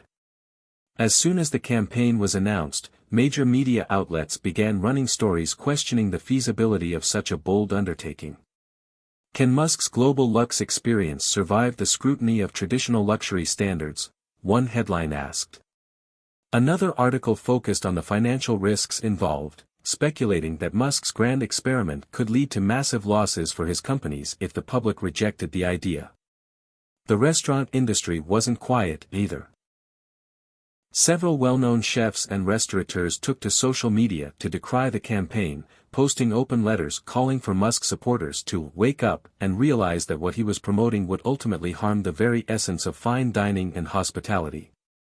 Some even went as far as to organize their own series of exclusive, invitation-only events as a counterpoint to Musk's inclusive vision. Even those who had initially supported Elon began to express their doubts. Several prominent social media influencers who had attended the New York City event started questioning the movement's sustainability. The fear was palpable, and the weight of the resistance was starting to bear down on the campaign. Elon, as always, took these criticisms in stride. He had been doubted before, and he was determined to push forward, no matter the obstacles. But as the day of the first Global Lux Experience event approached, the pressure on Elon and his team began to grow. Maria could see it in his eyes. He was still confident, but there was an underlying exhaustion that hadn't been there before. "We've been through worse," she reminded him during one of their late-night meetings. "We've built electric cars and rockets that people told us were impossible. We've already changed the world once. We can do it again." Elon nodded, though his mind was elsewhere. The weight of what was at stake hung heavy on him. It wasn't just about the event. It was about proving that the world could change. That luxury could be redefined, not as a privilege, but as something accessible to everyone. This was the culmination of everything he had worked for in his life, the fight to make a better future, not just for a select few, but for everyone. The movement was no longer just about him. It had taken on a life of its own. As the first event of the Global Lux Experience kicked off in Los Angeles, Elon stood backstage, watching as the crowd poured in. There were people from all walks of life, artists, tech innovators, food enthusiasts, and even members of the general public who had been invited to join. It was exactly what he had hoped for. The atmosphere was electric, filled with excitement and anticipation. But as the night unfolded, the world watched. Would this be the turning point? Or would the resistance prove too powerful to overcome? The sun had just begun to dip below the horizon as the doors to the first Global Lux Experience event swung open in Los Angeles. The venue, an expansive open-air pavilion with breathtaking views of the city, had been transformed into a shimmering space that defied expectations. The floor was lined with interactive installations, works of art, and holograms that seemingly danced with the guests. It wasn't just a luxury event, it was a sensory journey designed to engage, provoke, and inspire. Elon stood backstage, watching the crowd filter in with a sense of quiet satisfaction. As much as he was used to high-stakes moments, this felt different. There was a palpable energy in the air, a sense of possibility that seemed to hum like electricity. People from every background, artists, musicians, tech innovators, chefs, and ordinary citizens, were mingling, chatting, and experiencing the world of luxury on their own terms. No velvet ropes, no exclusive VIP sections, just a shared experience of brilliance. "This is it," Jacob said, standing beside him and gazing out over the crowd. "This is what you've been fighting for." Elon nodded but didn't speak. His eyes scanned the crowd, and for the first time in weeks, he allowed himself to relax. The tension of the previous days seemed to lift, replaced by a quiet hope. Perhaps this was the beginning of something monumental, something that could change the world forever. Meanwhile, the media had been watching closely. News outlets from around the world had descended on Los Angeles to cover the event. The cameras flashed and journalists scrambled to get their headlines. While most of the media outlets were critical, a few began to take a more cautious approach, wondering whether they had underestimated the idea behind Musk's global Lux experience. Inside the venue, the energy was electric. Guests walked from one sensory experience to the next, tasting gourmet dishes prepared by renowned chefs, sipping wine that had been curated by sommeliers from around the globe, all while being immersed in art installations that made them think about luxury in a completely new way. There were no barriers between the artists, chefs, or performers and the audience. Everyone was part of the experience. A well-known musician took the stage in the center of the pavilion, performing an intimate set that combined traditional instruments with futuristic sounds generated by artificial intelligence. It was a fusion of the past, present, and future, just like the event itself. The music reverberated throughout the space, sending waves of emotion through the crowd. The audience, which was a mix of celebrities and everyday people, stood shoulder to shoulder, all connected by the experience. Elon's team had planned every detail meticulously, ensuring that each element of the evening aligned with the campaign's message: inclusivity, creativity, and redefined luxury. It wasn't about opulence for the sake of it. It was about creating something that everyone could engage with, regardless of their background or status. But as the night wore on, there were still whispers of doubt. In the corners of the venue, some industry leaders exchanged skeptical glances.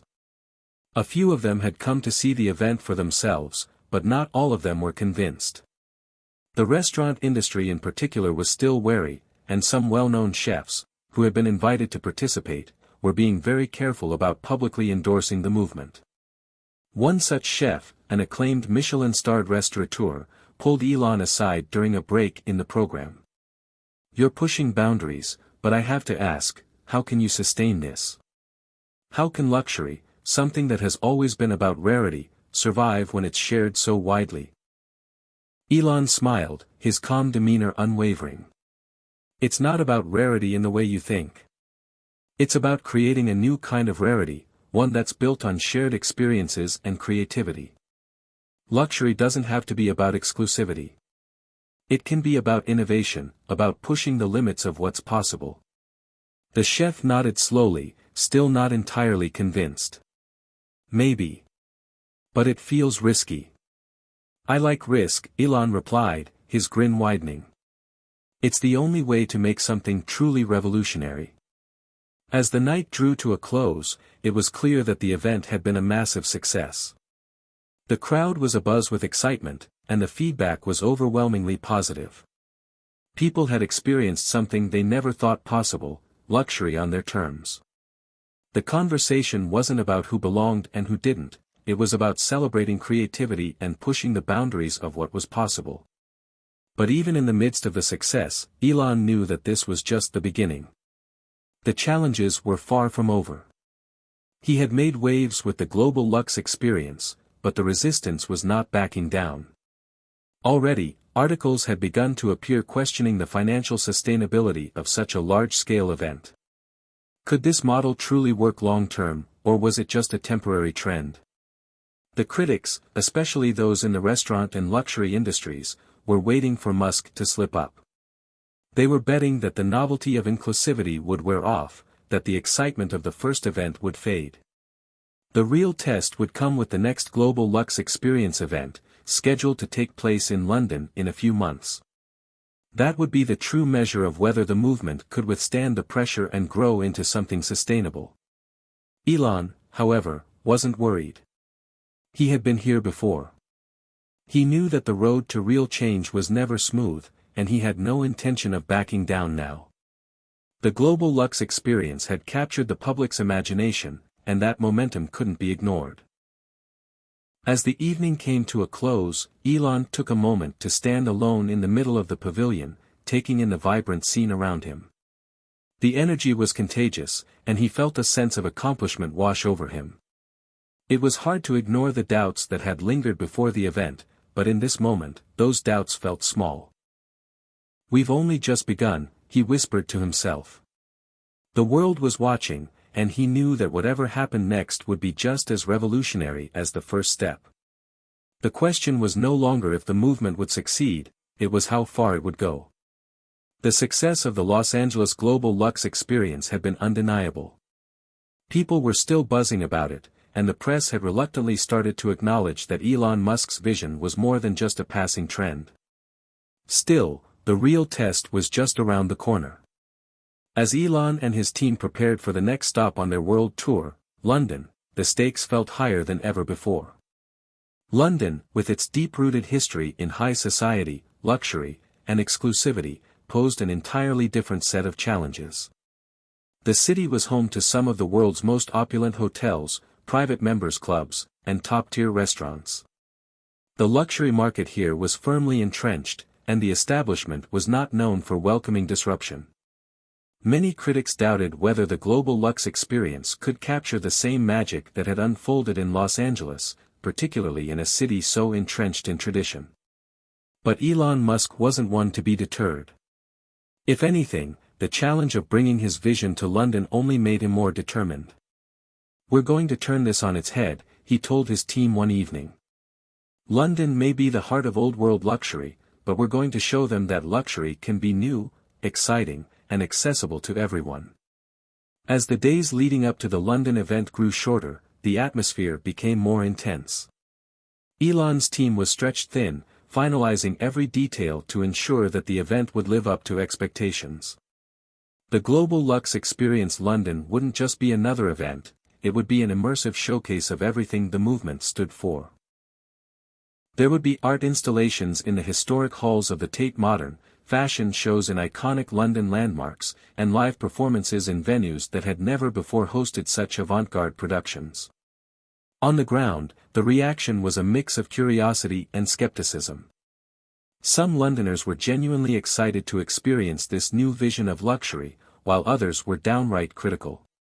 A few of the city's elite had already been vocal in their opposition to Musk's plans, insisting that true luxury was something earned and exclusive, not something that should be democratized for the masses. "The man's vision might sound noble," one prominent London restaurateur said in an interview, "but it's nothing more than a marketing stunt. Luxury is built on scarcity, not inclusivity. He's in over his head." Despite these reservations, Elon's team pressed on, determined to make the event a success. The venue was set, a sprawling art gallery tucked away in an upscale part of the city, and everything was ready to go.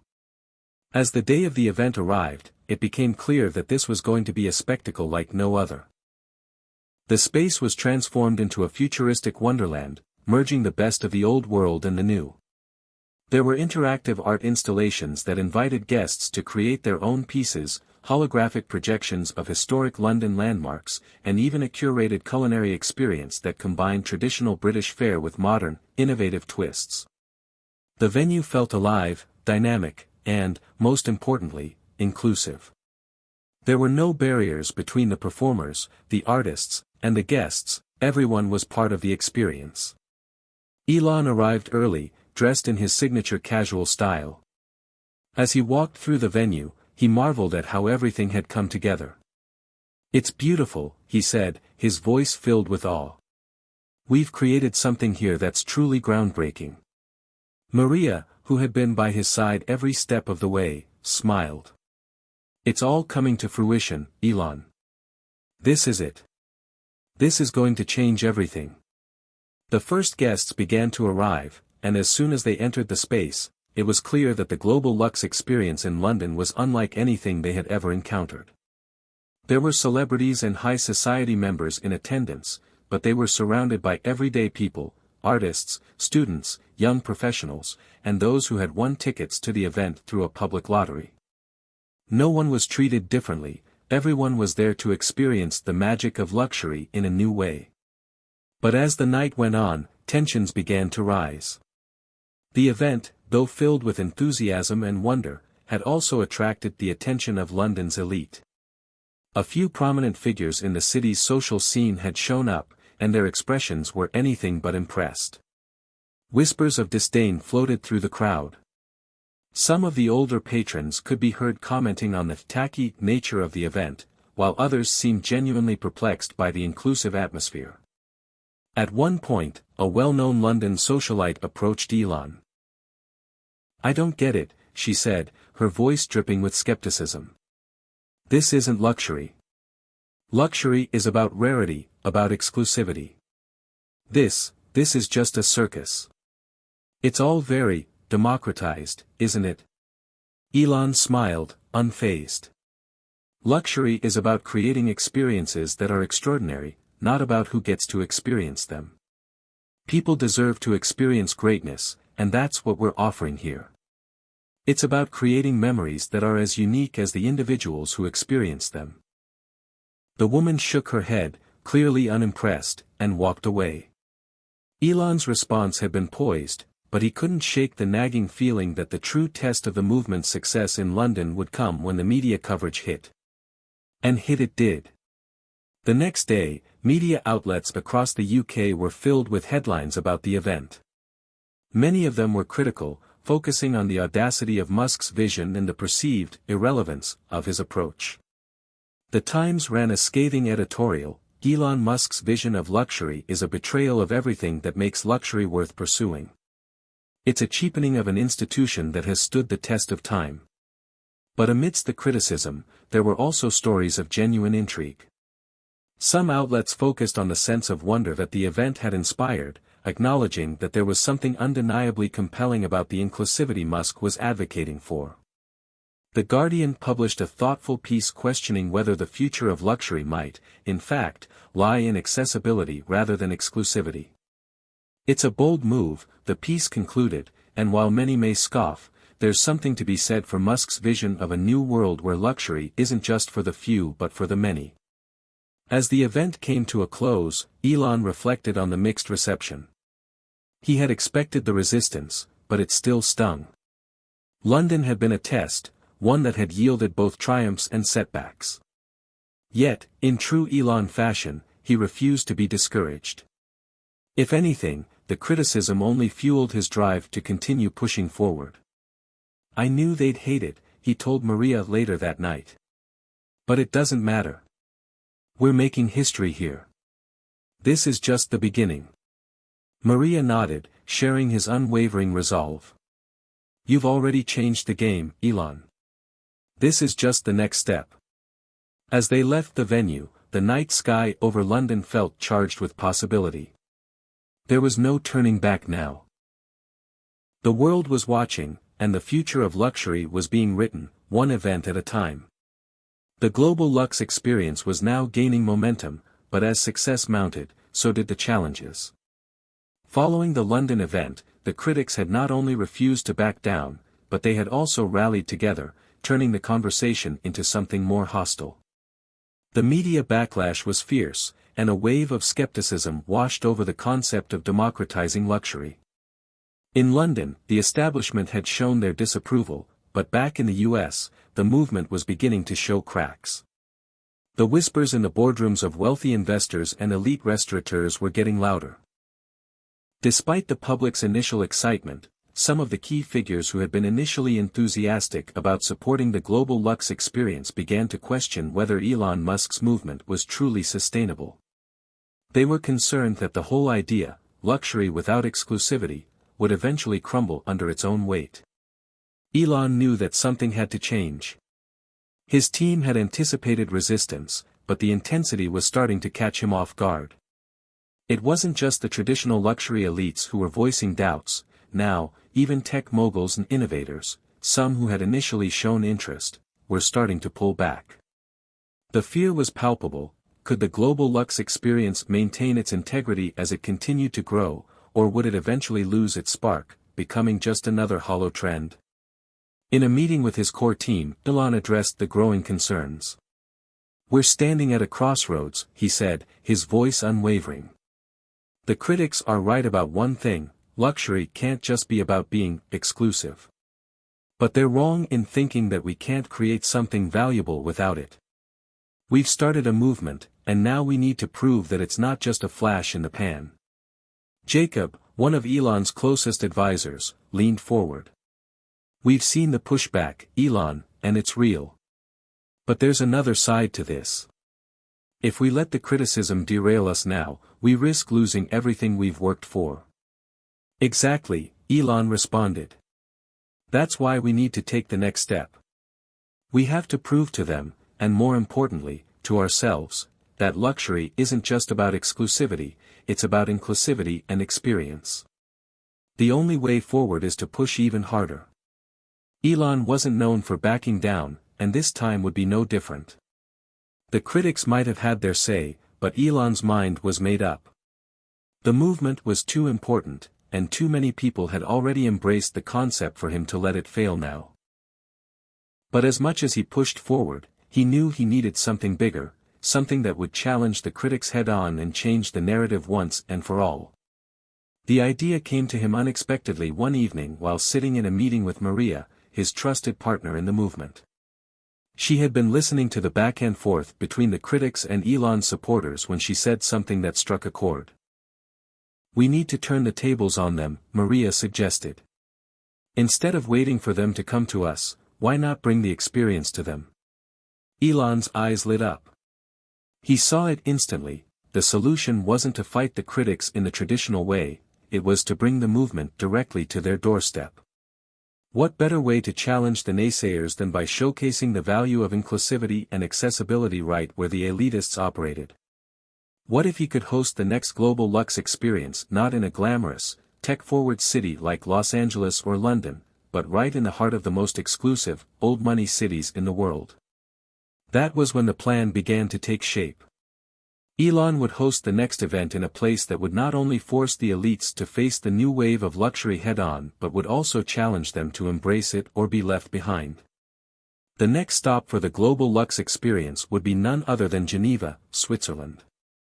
Geneva, with its world-famous luxury watchmakers, high-end car dealerships, and a long-standing reputation as a center for wealth and power, was the epicenter of old-world luxury. It was exactly the kind of place that would push the movement to its limits. Elon's team immediately began making arrangements. They found a venue in the heart of the city, a stunning space that was both traditional and modern. The venue would be designed to showcase the rich history of Geneva while incorporating cutting-edge technology, art, and luxury in ways that had never been done before. The event would be an immersive experience, just like the previous ones, but it would take on new significance in a city known for its resistance to change. As the planning began, it became clear that this event would need to be different from anything they had done before. If they wanted to truly turn the tide in favor of the movement, they needed to go all in. This wouldn't just be another luxury event. It would be a bold statement that luxury, as the world had known it, was dead, and a new era was born. The media coverage of the upcoming Geneva event was already sparking curiosity. The critics were ready to pounce, but so were Elon's supporters. It became clear that this event would either be a resounding success or the final nail in the coffin of the global luxe experience. But one thing was for certain, there was no turning back now. As the days ticked down to the opening of the global luxe experience in Geneva, the pressure on Elon and his team grew to an unbearable level. The stakes were higher than ever before. If the event succeeded, it could propel the movement to new heights, proving that luxury could be inclusive and still retain its value. But if it failed, it could shatter the dream entirely, leaving Elon to face an unimaginable backlash from both the media and the global elite. The Geneva event was not just another stop on the world tour, it was the defining moment for the movement. Hosted in one of the most exclusive cities in the world, where luxury had been tightly controlled and associated only with the highest echelons of society, this would be a true test of Elon's vision. Elon knew that this wasn't just about showcasing the future of luxury, it was about reshaping how the world perceived it. Geneva, with its rich history in banking, high-end watches, and luxury automobiles, was the perfect place to challenge the idea that wealth and exclusivity were inseparable. It was a bold decision, but one that had to be made if they were going to break through the walls of resistance. The venue itself was nothing short of magnificent.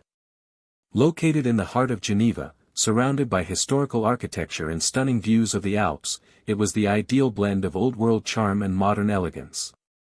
The team worked tirelessly to design an immersive experience that would highlight not just the future of luxury but also the best aspects of the city's rich cultural heritage. As the setup began, Maria, who had been Elon's right hand through every event, worked alongside the designers to make sure every detail was perfect. The space would be divided into several thematic zones, one for art, one for fashion, one for technology, and one for gastronomy, each designed to challenge the norms of luxury in its own way. The art section would feature interactive exhibits where guests could create their own pieces using cutting-edge virtual reality technology. Fashion shows would blend traditional couture with modern, sustainable designs, emphasizing that luxury could also be environmentally conscious. The technology area would showcase the latest advancements in AI and robotics, demonstrating that luxury could be both futuristic and practical. And the culinary experience would feature gourmet food made with locally sourced ingredients but presented in a way that celebrated both tradition and innovation. But despite all the preparations, the tension was palpable. As the team arrived in Geneva, they could feel the weight of the expectations on their shoulders. Every corner of the city seemed to be filled with reminders of its reputation as the heart of the old-world luxury establishment. The high-end shops with their impeccable displays, the private clubs with their exclusivity, and the grand hotels with their centuries-old traditions, all of it seemed to mock the very concept Elon was trying to bring to life. On the evening before the event, Elon stood on the balcony of his hotel room, gazing out at the city below. The lights of Geneva twinkled in the distance, but the weight of what was about to unfold settled heavily on his shoulders. Maria joined him, sensing his mood. "Elon, we've come so far," she said quietly, placing a hand on his shoulder. "Tomorrow is the culmination of everything you've worked for. No matter what happens, you've already changed the game." Elon turned to her, his expression serious. "I don't know if it's enough, Maria. This isn't just about an event. It's about changing an entire mindset. If I fail here, if they don't get it, this whole thing could crumble." Maria smiled softly. "You're not failing. This is what we've been working toward. You've always believed in pushing boundaries, and you've got the team to make it happen. Geneva is the final piece. You'll prove them wrong, Elon. You always do." The next day, the event kicked off with a mix of excitement and apprehension. The venue was buzzing with anticipation, as attendees from all over the world began arriving. The elite of Geneva, business tycoons, royal family members, luxury brand executives, and media moguls, made their way through the grand entrance, unsure of what to expect. They had heard the rumors, the criticisms, and the praise, but seeing the global luxe experience for themselves would be the true test. As the guests entered the venue, they were immediately struck by the contrast between the old-world opulence of Geneva and the futuristic vision that Elon had brought to life. The art section was an interactive wonderland, where guests could step into virtual reality worlds and create their own masterpieces. The fashion shows weren't the traditional catwalks, they were immersive experiences where the audience could engage with the designers and models, asking questions and learning about the craftsmanship behind the pieces. The technology section, with its AI-powered gadgets and cutting-edge innovations, felt like stepping into the future. Guests marveled at the robots that served them drinks and the interactive displays that allowed them to design their own personalized experiences. And the food, oh, the food, was an art form in itself. Locally sourced ingredients were transformed into gourmet dishes that told the story of both the city's history and the future of dining. The experience was overwhelming in its grandeur, but it wasn't just about luxury, it was about inclusivity, creativity, and the future. As the evening wore on, the critics who had come with skepticism were beginning to soften. Some of the most powerful names in Geneva's luxury scene were seen chatting excitedly with guests, many of whom were regular people, artists, students, and tech enthusiasts who had won tickets to the event. There was a palpable shift in the atmosphere. The barriers were coming down, not just between the guests but between the old guard and the new world Elon was trying to create.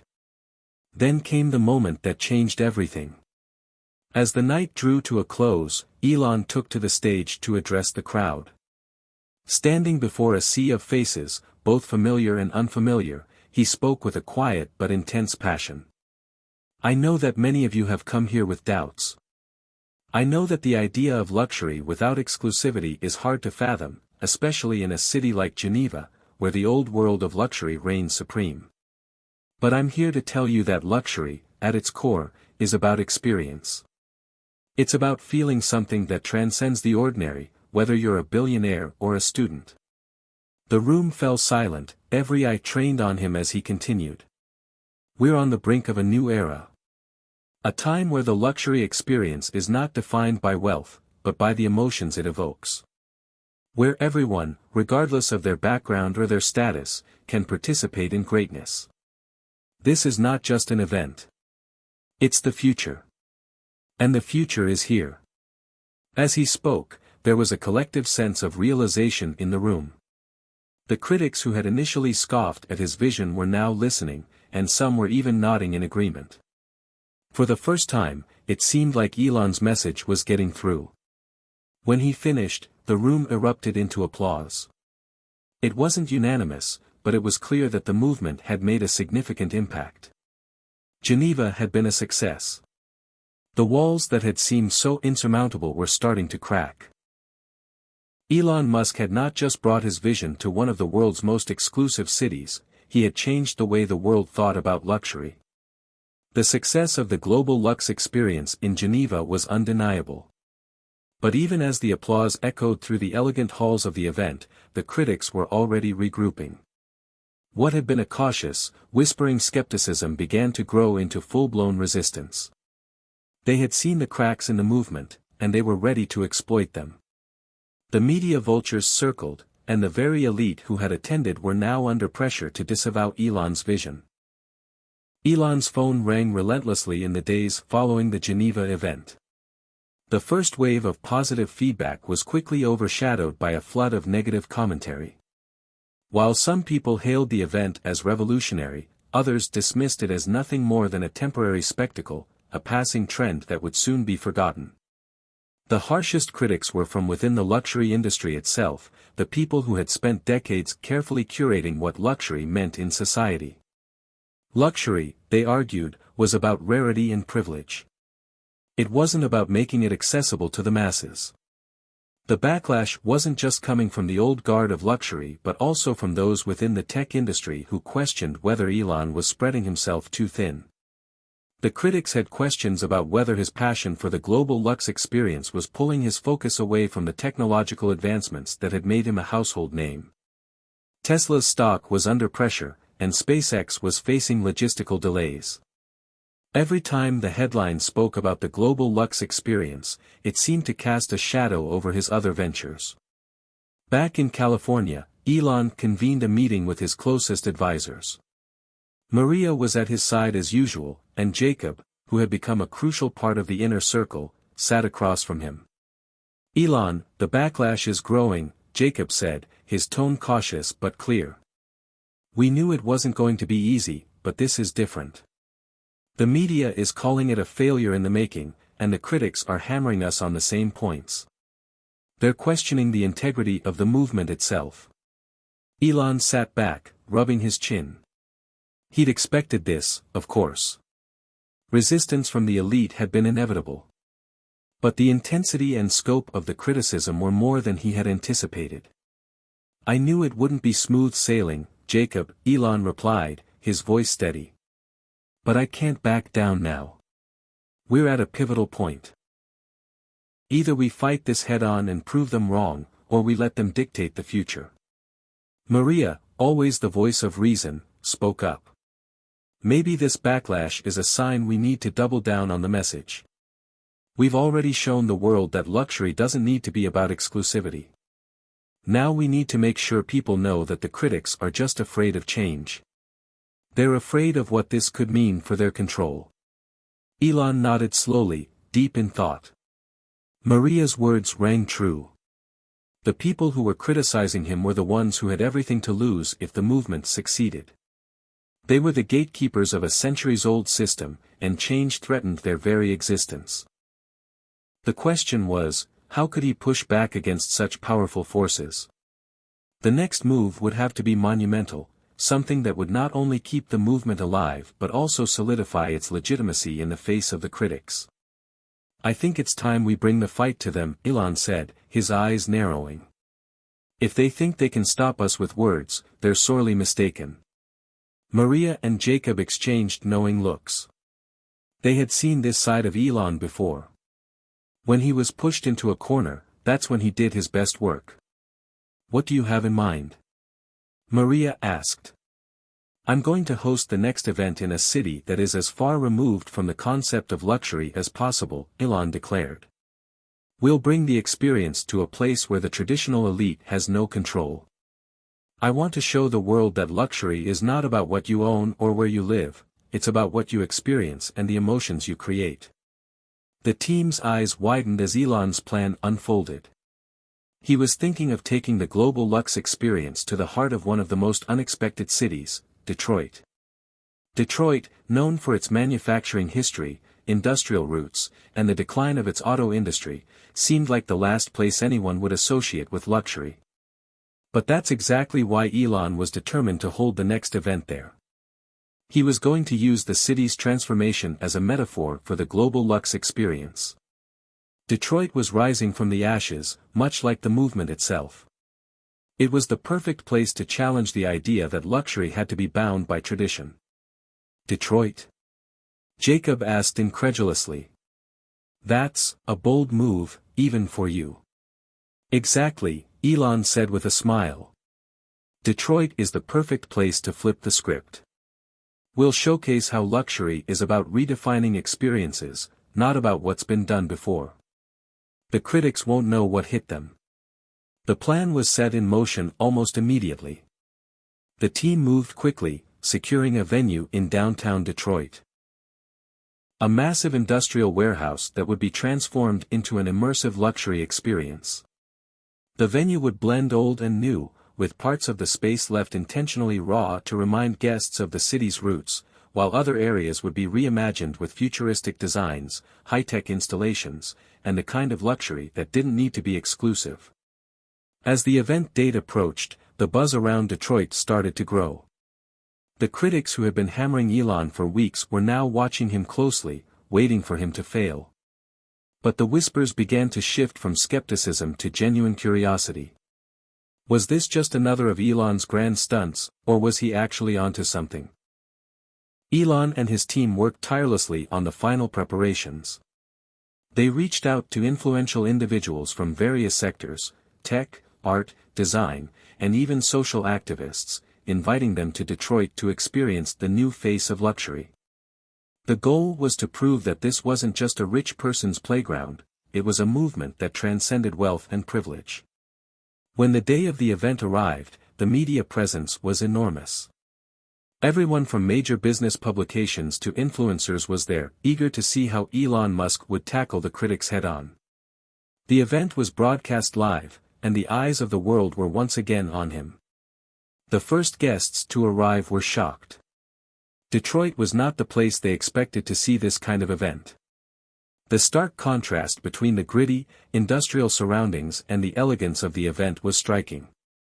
There was something raw and authentic about it, something that caught the attention of even the most skeptical attendees. As the evening unfolded, it became clear that the critics who had written off the movement had underestimated Elon Musk yet again. The people who attended the global luxe experience in Detroit were not just the wealthy elite, they were regular people, artists, and innovators who shared Elon's belief that luxury could be about inclusivity, not just exclusivity.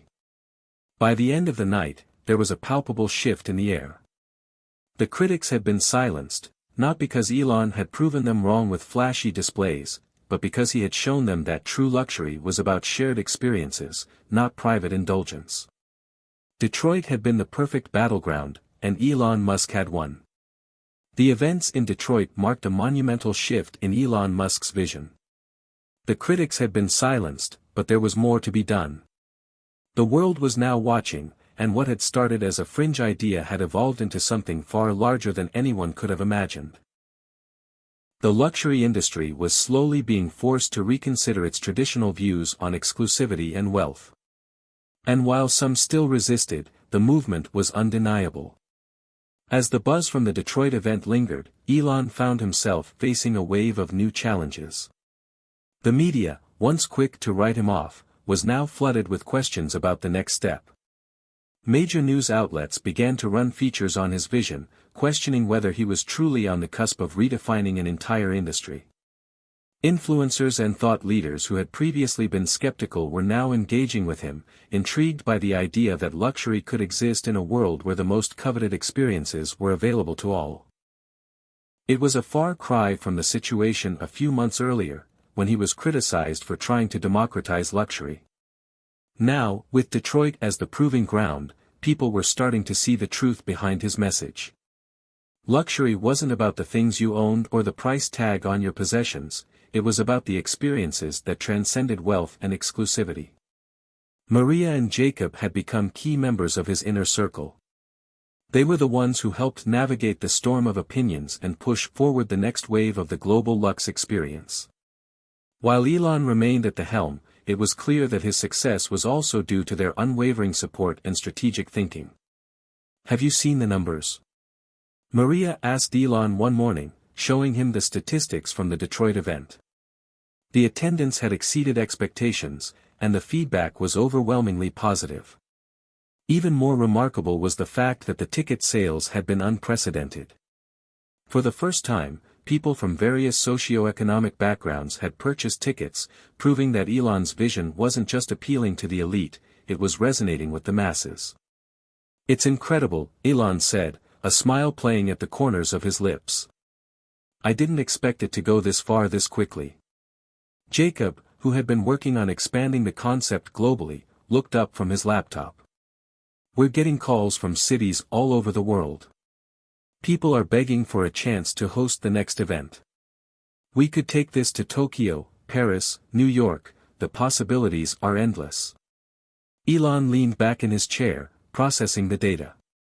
The movement was spreading faster than he had anticipated, and it was clear that the global luxe experience was beginning to capture the world's imagination.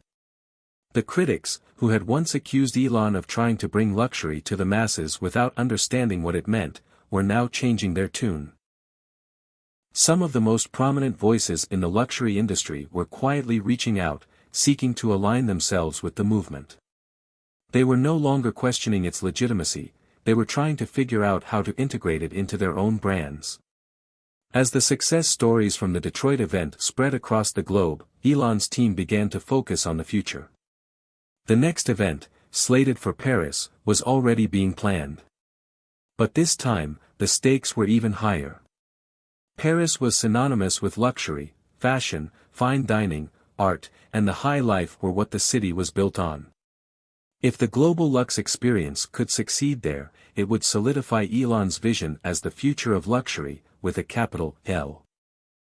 As they began preparing for Paris, Elon's focus remained on ensuring that every detail of the event was in line with the values he had set from the beginning: inclusivity, authenticity, and innovation. But even in Paris, the shadow of the old guard of luxury loomed large. Maria had a conversation with a former industry titan who had reluctantly attended the Detroit event.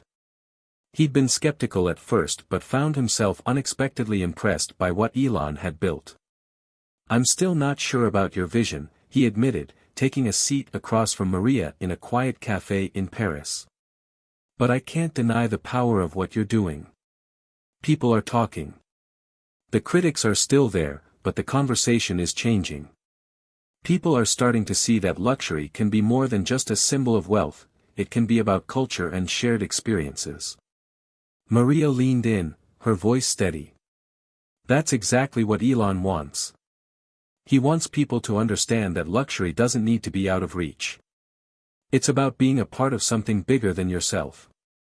It's about experiences that bring people together, not push them apart." The meeting was a reminder that the movement had grown beyond just Elon's ambition.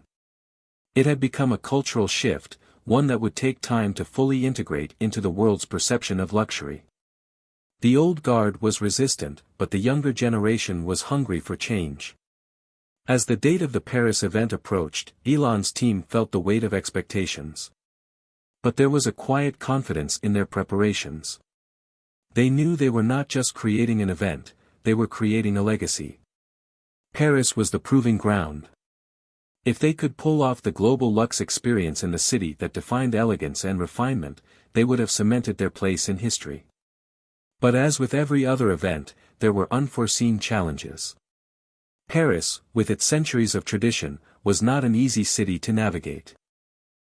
The luxury industry had deep roots in the city, and there were powerful figures who were determined to maintain the status quo.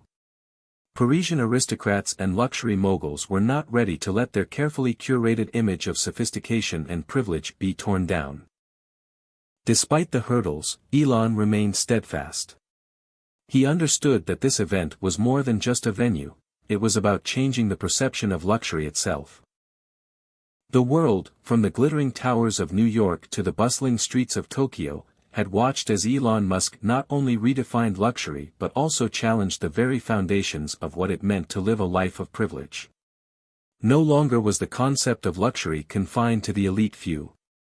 Now, it belonged to the world. And as the world looked on, it was becoming increasingly clear, Elon's global luxe experience had transcended beyond an event. It had become a movement. As soon as the Paris event wrapped up, the media blitz began. Coverage flooded social media, news outlets, and tech blogs. But this time, the tone was different. The critics, who once panned Elon's ambitions as a fool's errand, now found themselves scrambling to keep up with the tide of public opinion. Even the most steadfast luxury moguls who had dismissed the movement as a passing fancy found themselves publicly reconsidering their stance. The question that had once dominated conversations in exclusive circles, "What is luxury?" was now being asked by people from all walks of life. It was no longer a question confined to the boardrooms of the wealthy. Now, it was a question of universal appeal, and Elon was at the center of it all. Elon sat in his office, scrolling through the media coverage. The accolades and praise came in from all corners of the globe. Business leaders, influencers, artists, and philanthropists were lining up to endorse his vision. What had started as a radical idea had evolved into a force that was reshaping industries. But amidst the praise, there was still resistance. In the upper echelons of the luxury world, some were still clinging to the old ways. They decried Elon's approach as an affront to the values that had sustained the luxury industry for centuries. They believed that by making luxury more accessible, Elon was undermining the very essence of what made it desirable in the first place. Maria, ever the realist, understood that not everyone would be on board. "Elon," she said one evening, reviewing the latest round of responses, "the backlash is still there, but it's quieter. The critics are evolving into admirers, albeit reluctantly." Elon didn't seem concerned. "We don't need everyone to agree with us. We just need enough to believe in the vision. And I think we've got that." Jacob, who had been in touch with partners in Asia, chimed in, "There's a growing demand for the global luxe experience in China and Japan. People are eager for a new kind of luxury, one that isn't rooted in status symbols but in the experiences they can share with others." Elon's eyes lit up. The global expansion was no longer a hypothetical, it was happening. The dream of making luxury available to people across the world, not just the rich, was becoming a reality. The next stop, Asia. But as plans for the next phase of the global luxe experience were taking shape, an unexpected turn of events unfolded. A rival tech mogul, someone who had always been critical of Elon's expansive vision, announced that he was launching his own luxury brand. The timing was no accident. The media couldn't resist the opportunity to draw comparisons between the two titans of industry. The rivalry was reignited. This new competitor had the money, the resources, and the brand recognition to mount a serious challenge. The media played up the story, painting it as a battle between two visionaries, one who sought to democratize luxury and another who wanted to preserve its exclusivity.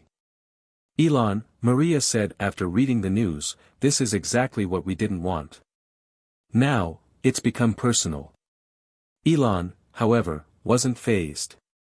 Let them have their battle. This isn't about fighting with anyone, it's about showing the world that luxury can be meaningful, not just about a price tag. But as the competition heated up, it became clear that the stakes were higher than ever. The global luxe experience had become more than just an event, it was a cultural force that was disrupting industries. This new rivalry, however, posed new challenges. Elon had always been able to outthink his opponents, but this time, the battle was about more than just technology or innovation, it was about the very definition of luxury. The next chapter of the global luxe experience would need to be more than just groundbreaking, it would need to prove that the movement wasn't just a trend, but a new way of thinking about what luxury could truly be. Elon called a meeting with his core team. This isn't just about the events anymore. We need to take the concept of the global luxe experience to the next level. We need to make sure that the experiences we offer aren't just exclusive but also have an impact on the world around us.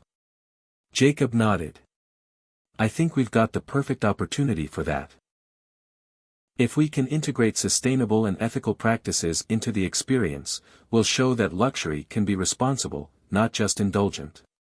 Elon thought about it for a moment. Sustainability. That's the next frontier for us. It's not just about redefining luxury in terms of exclusivity, it's about redefining it in terms of responsibility. And so, a new vision began to take shape, a vision where the global luxe experience not only provided unparalleled experiences but also promoted positive change. They would partner with environmental organizations, social entrepreneurs, and local communities to ensure that every aspect of the world was now on board, and the old guard of luxury could do little but watch as the tide of change swept over them. The world had changed. What began as a bold vision in the heart of Silicon Valley had transformed into a global movement that would alter the course of luxury forever. The global luxe experience had become more than just a series of lavish events, it had become a new model for how we define wealth, exclusivity, and success. The shift was palpable, and it was clear that Elon Musk had pioneered a revolution. It wasn't just the massive events that had captured the world's attention, it was the underlying philosophy that had taken root. As the world watched, the idea of luxury shifted from being about tangible possessions to something more meaningful, shared experiences, impact, and responsibility. In the months following the Tokyo event, the global luxe experience continued its expansion across the world. Cities like Sydney, Dubai, and London all embraced the movement. But no place felt the impact quite like Silicon Valley, the birthplace of this entire vision. Elon stood before an audience of investors, business moguls, and cultural leaders at a summit in California. The air was thick with anticipation. The last year had been a whirlwind, but the results were undeniable. The global luxe experience was no longer a radical idea, it had become the new standard. This is not the end of the journey, Elon began, his voice carrying the weight of everything that had come before. This is just the beginning of what we're going to do. The concept of luxury is no longer about ownership, it's about access, experience, and giving back. We've shown the world that luxury isn't just for the elite. It's for everyone. And that's just the start. The crowd, a mix of skeptics and believers, listened intently. There was a sense that they were watching history unfold. The luxury industry, for so long defined by high-end brands and inaccessible exclusivity, was being reshaped before their eyes. Maria, Jacob, and the rest of the team sat in the front row, sharing in the quiet pride of seeing their vision come to life. It had been a long and tumultuous road, but every challenge had led to a greater victory. And now, standing before them, was Elon, leading them toward a new frontier. But despite the celebration, there was still one looming question: what would the future of luxury look like once the dust had settled? As Elon looked at the faces of those in the audience, he knew that there was more work to be done. The transformation was only beginning. The legacy of the global luxe experience went far beyond the events themselves. The very notion of luxury had been redefined. No longer were the wealthy elite the only ones who could access the world's best experiences. It wasn't about owning a yacht or a private jet anymore, it was about being part of a community that valued meaningful interactions, personal growth, and positive change. For many, the experience was life-changing. Young entrepreneurs who had previously felt excluded from the halls of luxury now found themselves rubbing elbows with icons of industry and culture, not because they had the money, but because they had the vision to be part of something bigger than themselves. It was a celebration of the human spirit, of innovation, and of shared values. One of the most significant shifts that came out of the global luxe experience was the emphasis on sustainability and ethical living. The events weren't just about indulgence, they were platforms for positive change. In every city, the experience incorporated local communities, promoted green initiatives, and championed causes such as environmental sustainability, education, and social justice. In the months after Paris, several major luxury brands publicly announced that they were integrating sustainability into their core practices, some even crediting Elon's global luxe experience as the driving force behind their decision. For many, the message was clear: luxury was evolving, and it was doing so in a way that better reflected the world's values. But perhaps the most striking aspect of the transformation was the way the critics had evolved. A year ago, they had dismissed Elon Musk as an out-of-touch billionaire trying to play with the concept of luxury. Now, those same critics were becoming the movement's most vocal supporters. One such critic, an established writer in the luxury fashion industry, penned an article that went viral in the weeks following the Paris event. Titled "The New Luxury, Redefining Wealth for a New Era," the piece spoke about how Elon's vision had forced the entire luxury industry to rethink its purpose. Luxury, the writer wrote, used to be about what you owned, but Elon Musk has shown us that it's now about what you experience, and more importantly, how you make the world better for everyone. This transformation wasn't limited to the critics. It was a shift in how the world at large viewed wealth and status. The traditional markers of success, expensive cars, private villas, and the trappings of old-world opulence, were no longer seen as the pinnacle of achievement. Instead, people were looking for ways to leave a lasting impact on the world and create experiences that had value beyond money. Elon had set out to challenge the very concept of what it meant to live a luxurious life. But what he didn't expect was that his vision would inspire a movement that would be felt for generations. As Elon gazed out at the crowd, he couldn't help but feel a deep sense of satisfaction. The global luxe experience had grown far beyond a personal project or even a business endeavor, it had become a symbol of a global shift in consciousness. The next generation of thinkers, innovators, and leaders were being shaped by the values he had espoused: inclusivity, responsibility, and the pursuit of meaningful experiences. But this wasn't the end. Elon's mission had always been about more than just luxury, it had been about inspiring people to dream bigger, think differently, and build a future that was better for everyone. The future, he believed, was not about who had the most possessions or the most wealth. It was about who could make the world a better place while living a life of meaning. The team began making plans for future events that would be even more inclusive, immersive, and impactful. They were planning to take the concept of luxury beyond the cities and into nature, into communities that needed the most support.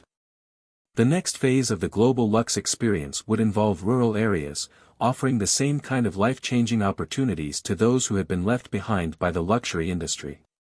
As the final event of the global luxe experience came to a close, Elon Musk reflected on the journey. The world had been irrevocably changed.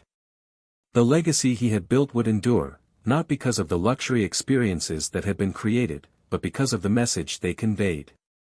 A message that said the true essence of wealth was not in what you could buy or own, but in the experiences you shared and the impact you had on others. In the end, Elon had done more than revolutionize an industry. He had redefined the very nature of luxury itself, proving that a life well lived wasn't about what you had, but about the difference you made. And with that, the world moved into a new era, one where luxury, at last, belonged to everyone. Hit subscribe and leave a comment with where you're watching from. This story might just spark a new beginning. What's one thing that always pushes you forward, even when things get tough?